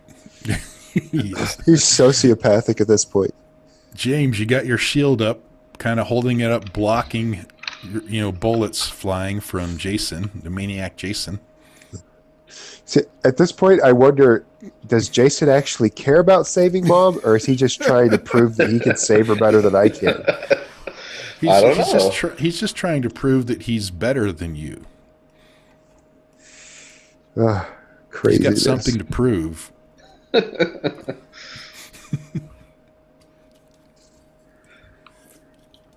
All right, James, what do you want to do? Josie's hiding in the tree, and you can kind of look back and see that she is hunkered down now after that thing burst through the wall. And it's going to come Right through after I the hear other the wall window at you. slamming through the window, or slamming through the wall over there. Earthquake shake. Worried about Josie. I take Mom's hand, and I'm running back towards Josie. I'm like, oh shit, Josie's over here somewhere. And I'm going to run back to Josie. Okay, well, now your mom is telling you at that same time as you're moving that direction, she'll grab your arm and stop you. Says, Jenna and Dee are in the closet. Tell Jason then. I have to get Josie. Jason, Jenna and Dee are in the closet. Get them. Okay, so James, you head off towards Josie, leaving Mom, or are you bringing her with you? I'm bringing her with me if I can. D is Jason's crushed up bud. Okay. How would you like to convince your mom to come with you? Physically with my hand, pulling her along. Okay. So Yeah, he's a big, strong football physique. player. She'll be able to. Yeah, make That's what I a should have done. I physique. should have just grabbed Jill by the hair and dragged her out the door. Let's do opposing physiques. If my mom's stronger than me, I'm going to be so pissed.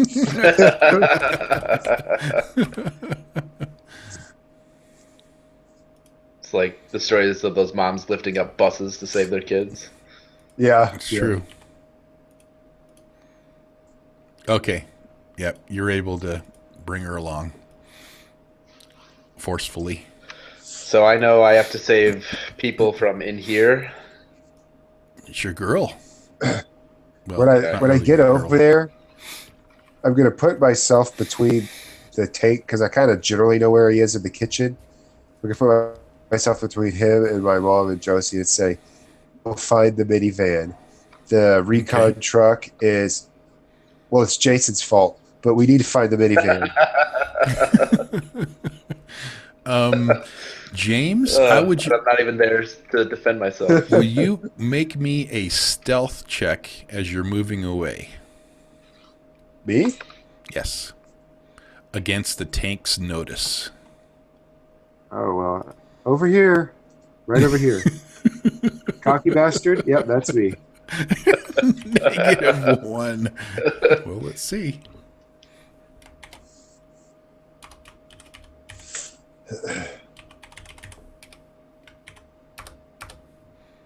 Oh. Wow. That's a tie. So that means you succeed at a minor cost. Now, it's his notice check against your defending stealth. Cost. So what would your minor cost, you would think, Voth, would be to the tank? Or to Jonathan?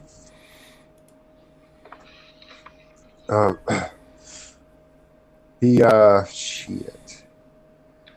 Maybe just that he doesn't know he knows he moved, but not like the precise location. Yeah, I would say the minor cost might be that. Geez, I don't know. Maybe when he smashed through the wall, he like broke the water main or some shit in the kitchen, so the kitchen's all soaking wet now. So it might be harder for him to get grip for charging. Okay, so let's put out an aspect and call it slippery floor. Yeah, slippery floor. Slick floor. Might also help with the house burning down. Yeah, I'm flooding one half of it and burning the other half. And blaming it all on me. Well, if you're not here, it's your fault. Yeah. Slick dining room floor. How's that? Okay, perfect. Okay, and then he's not going to notice, and he's going to go bashing through the window here where he last saw sight of you. And let's see how well he can do that with a slippery floor in place there. But I guess that's an aspect you can invoke depending on using a fate point, right? Yeah. Okay, so he's going to physique through that door. Oh, he's actually going to smash through it. And we'll just do a comparative that way.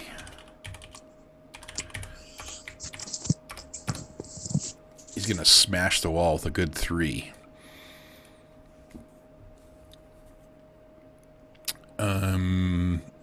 So that's going to be... Yeah, you won't be able to invoke it. Well, you could, to make that down to a 1. No, I'll figure out some way to use it later. For now... Okay. Well, he's going to smash it and go through the wall, the window then. And then he doesn't see it and say, "That's why you got to get to the minivan, Mom. Go." Yep. But then smashing through the window, Jason, make me a notice check. And James, make a notice check. If you avoided him and now he comes after me, I'm going to be pissed. Staying here, minding my own business. James is too focused on what things you are going have on something there. To prove. Yeah. Jason has something to prove. He's going to shoot this thing. Jason has something to prove, or James has something to prove? Jason has something to prove. Yeah. He's going to shoot Jonathan. He's going to notice that Jonathan catches sight of him now since he lost beat on James. God damn it, James. And he's running towards you. Well, this seems like a good time to pull out my rifle and use precise snipe. Yeah, it's your turn too.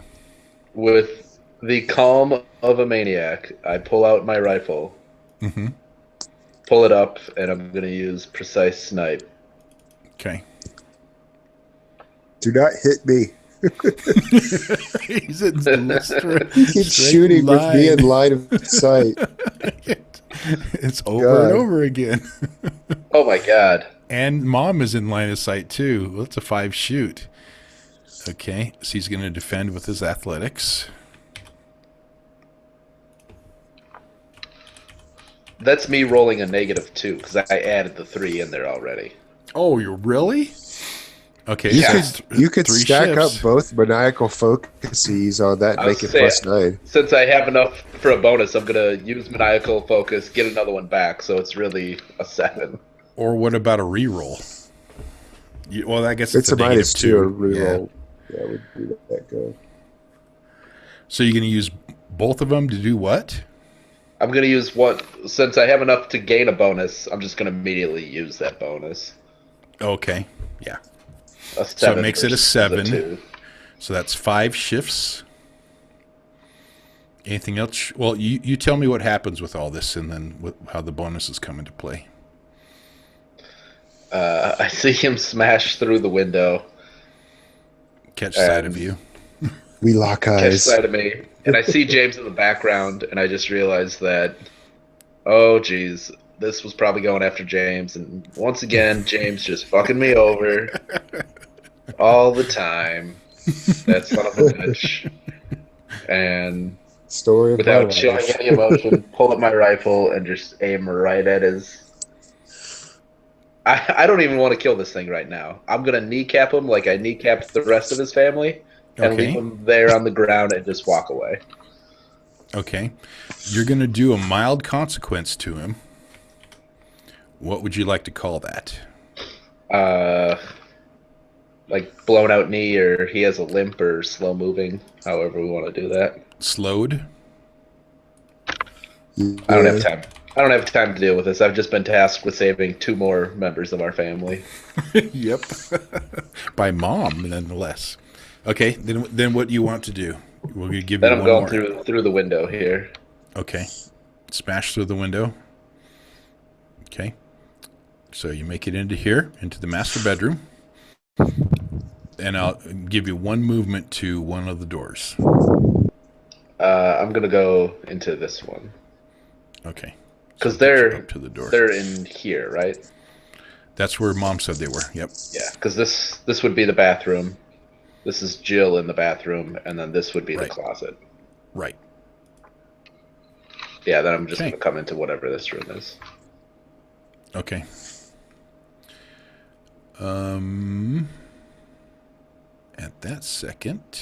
At that moment in time. My plan is to grab like a side table or something and bash through the drywall and pull Jill through a hole here. Okay. that could work. Grab a sink. Something, yeah. Okay, let's see if Kurt can get out of his... Imagine poor Jill. She sees this monster get exploded by her maniac brother. She's terrified, hiding in a bathroom, and all of a sudden someone's going to bash through the drywall and pull her out. Yeah. Oh, Kurt cannot escape that grapple. He's still stuck, so he's going to get slammed by the boomer again. He's going to get beaten by the boomer. Beaten by the boomer. This has been the longest fate coming. Longest fate what? You broke up there for a second.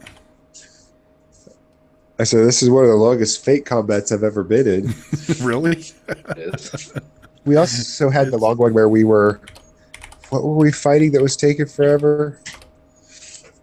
I don't remember now. Ooh, 1 shift of damage onto Kurt. Another I shift. think we spent an entire session fighting stuff. Oh, we were driving in the truck and beating shit off the truck and stuff. Oh, yeah. That other one. Well, this is the arc ending fight, too, so... It needs to be long. Well, I'm not complaining. Yeah. I'm just saying. I think it's kind of fun. You D&D style of fate. Yes. It's cool because like we're not going through all the minutia of like how far do you move? Oh, this zone, blah blah. You just kind of everyone's just rolling with it and doing what makes sense. Yep. Yeah. All right. G1 is going to actually try to trip and knock down Kurt. Ooh, that is a good one. And Kurt's going to defend with on him and then throw him down into the puke. Yep. His athletics was 0, so that's going to be 4 shifts, which is going to knock him down. And out. Kurt is taken out. Unconscious or dead? Kurt no, is... Kurt. Kurt. Yeah. Yep. Is unconscious. Damn it. He goes down. And then the set of mooks is going to move off towards James. They won't quite get to you there to get an attack off, but they're going to come after you guys. And Willie's just like, all right, find them girls. I want them girls. He doesn't know what's actually going on here. Man, if I had seen Willie, if he was in my view, I would have precise sniped him, but... Yep. And you're going to see the grappler starts moving off this way, and the boomer is coming off this way. Jason, what do you want to do? Actually, let's go to James right now. James, there is a set of mooks coming at you, and then Jonathan is caught sight, seems to be catching sight of Jason and heading his direction. What? Jonathan, yeah. The tank? Yeah. I was hoping that he wouldn't follow me. Well, that depends on what Jason does, or James does. James, make loud noises. No. James has got 2 people he's already rescued. And how many does Jason have rescued? Big fat 0. None. 0. Okay. Kill the witch and boomer. All right. I'm going to smash at the mooks following me. Okay. 3 fight. Ooh, 3 fight against their athletics.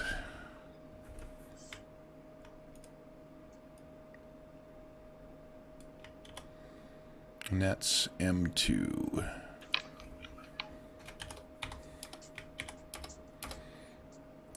So you're going to take 2 of them out. Tell me what happens. I just smashed one in the head and then the other. Nothing overly dramatic. Just push the third one back with my shield. The whole time yelling to my mom, "Go get the minivan started. We've got to get out of here." Okay, so she'll grab Josie, and then she'll tell you, make sure to get your sisters and brothers and bring Kurt. Well, get everybody.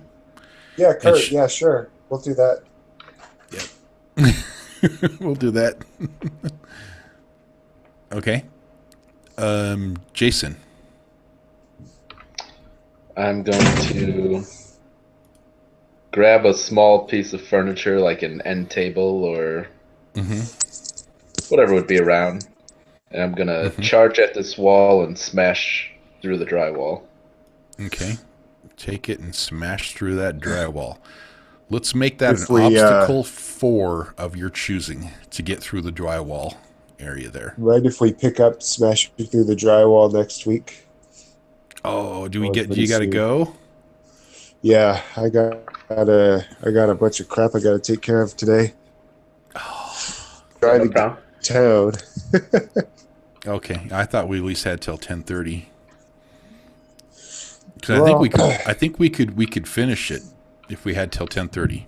Because after this fight, to wherever you guys get to, or whatever you decide to do, then it's going to be quick after that to the end of the arc. I don't think we're even going to finish this fight in half an hour. Yeah, I don't think we got half. This is like another hour and a half of fight, easy. Okay. Yeah.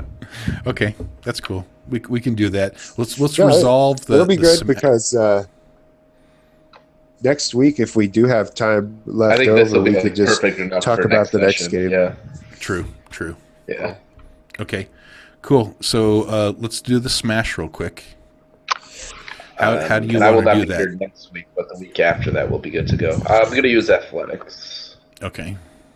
And I just charge it in there. It's a 4, you said? Yeah. This is going to end great. Oh, you're going to smash the wall. Yeah. Bounce off. You hit the 2x4s. Reroll. Reroll. That was a -2. Jesus. There you go. Okay. So you kind of bounce off the first time. Well, no, I guess you re-roll. You just redo it. Okay, tell me what happens. Smash through the drywall. Grab Jill by the hair and pull her through into this room. Okay. You drag Jill through. She's screaming. She thinks a monster got her. Like, yep. She thinks total a monster think of like a cheesy slasher movie where the murderer's hand shoots through the wall and grabs the chick by the hair. Like, that's just total. Yep. As flames grab her. Yeah, you can feel the heat from the flames that's engulfing her bedroom there from the boomer that was on there, down there. Okay, we'll cliffhanger it right there. You smash through the wall and pull her out by her hair. She's screaming and clawing at you. I don't care. Make me use like 2 fate points just rescuing her. I'm so glad that Jonathan did annihilate. I was so worried that she was going to get turned to paste. Yes. Yep. I thought she was going to be splattered all over the side of the wall. Well, see, and there is a reason why Jonathan is doing what he's doing, and you will find that out next week. Yes. He's got a bad leg, so hopefully it takes him a while to get to me. Yep. Quick, run towards the water. Kurt, we got to put Kurt is down. Kurt is down, and you don't know where anybody else is at. All right. Darn it, I thought we would get through this. Now we have to go 11 sessions. It was a good one, though. Never assume you'll get through it. Never, ever assume you'll get through it. True, true. Well, I thought we'd get through it 2 weeks ago. But yeah, that's true, because if you do assume you're going to railroad, and even this session was a little bit of a railroad. It did have railroad ties to it because events were in motion and it was just going that way. Say it was railroady. We had choice A and choice B. It was still a binary choice. Yeah, we definitely could have stayed at that gathering and tried to save David and Cassie. We could have spent the entire session fighting up there. Yeah, exactly. Yeah. I wouldn't call it a railroad. It was attacked. just a very big carrot on a very big stick. Yeah. Yes. I mean, if we wanted to, we could have hopped in the truck and drove out of town and never came back and just left everything behind. Yeah. Like, we had plenty of options. We just had, True. Yeah. Since you set up our priorities, we had options that were more appealing than the others. That's true. Things. What I meant by the railroad is that it just, you had A and you had B, and it was your choice of what to do. I mean, you could have chose C, D, and E, and F and said, no, we're just going to hop in the truck and drive away. Screw everybody. You know, it could have been that way, but I guess that would have been playing against your character. But that's what I meant by the railroad. I think this was the complete opposite of a railroad. You presented situations and left it 100% up to us what to do with it. There you go. Yeah, exactly. Cool. Yeah. Cool. All right, we'll pick it up here next week. Going on from there. Next week I'll be out of town again. But that's right. That's right. What about are you out of town Monday? Yeah, I'm out of town Sunday through Wednesday. Okay. So That's cool. The 30th then, right? This next Monday, my dad's going into a basketball 23rd. Hall of Fame up in Minnesota. Oh, cool. So we're talking next session will be on the 23rd, right? Yes. Okay. All right. Sounds like I will a see you plan. guys then. Cool. Sounds good. All right. Later. Bye. Later.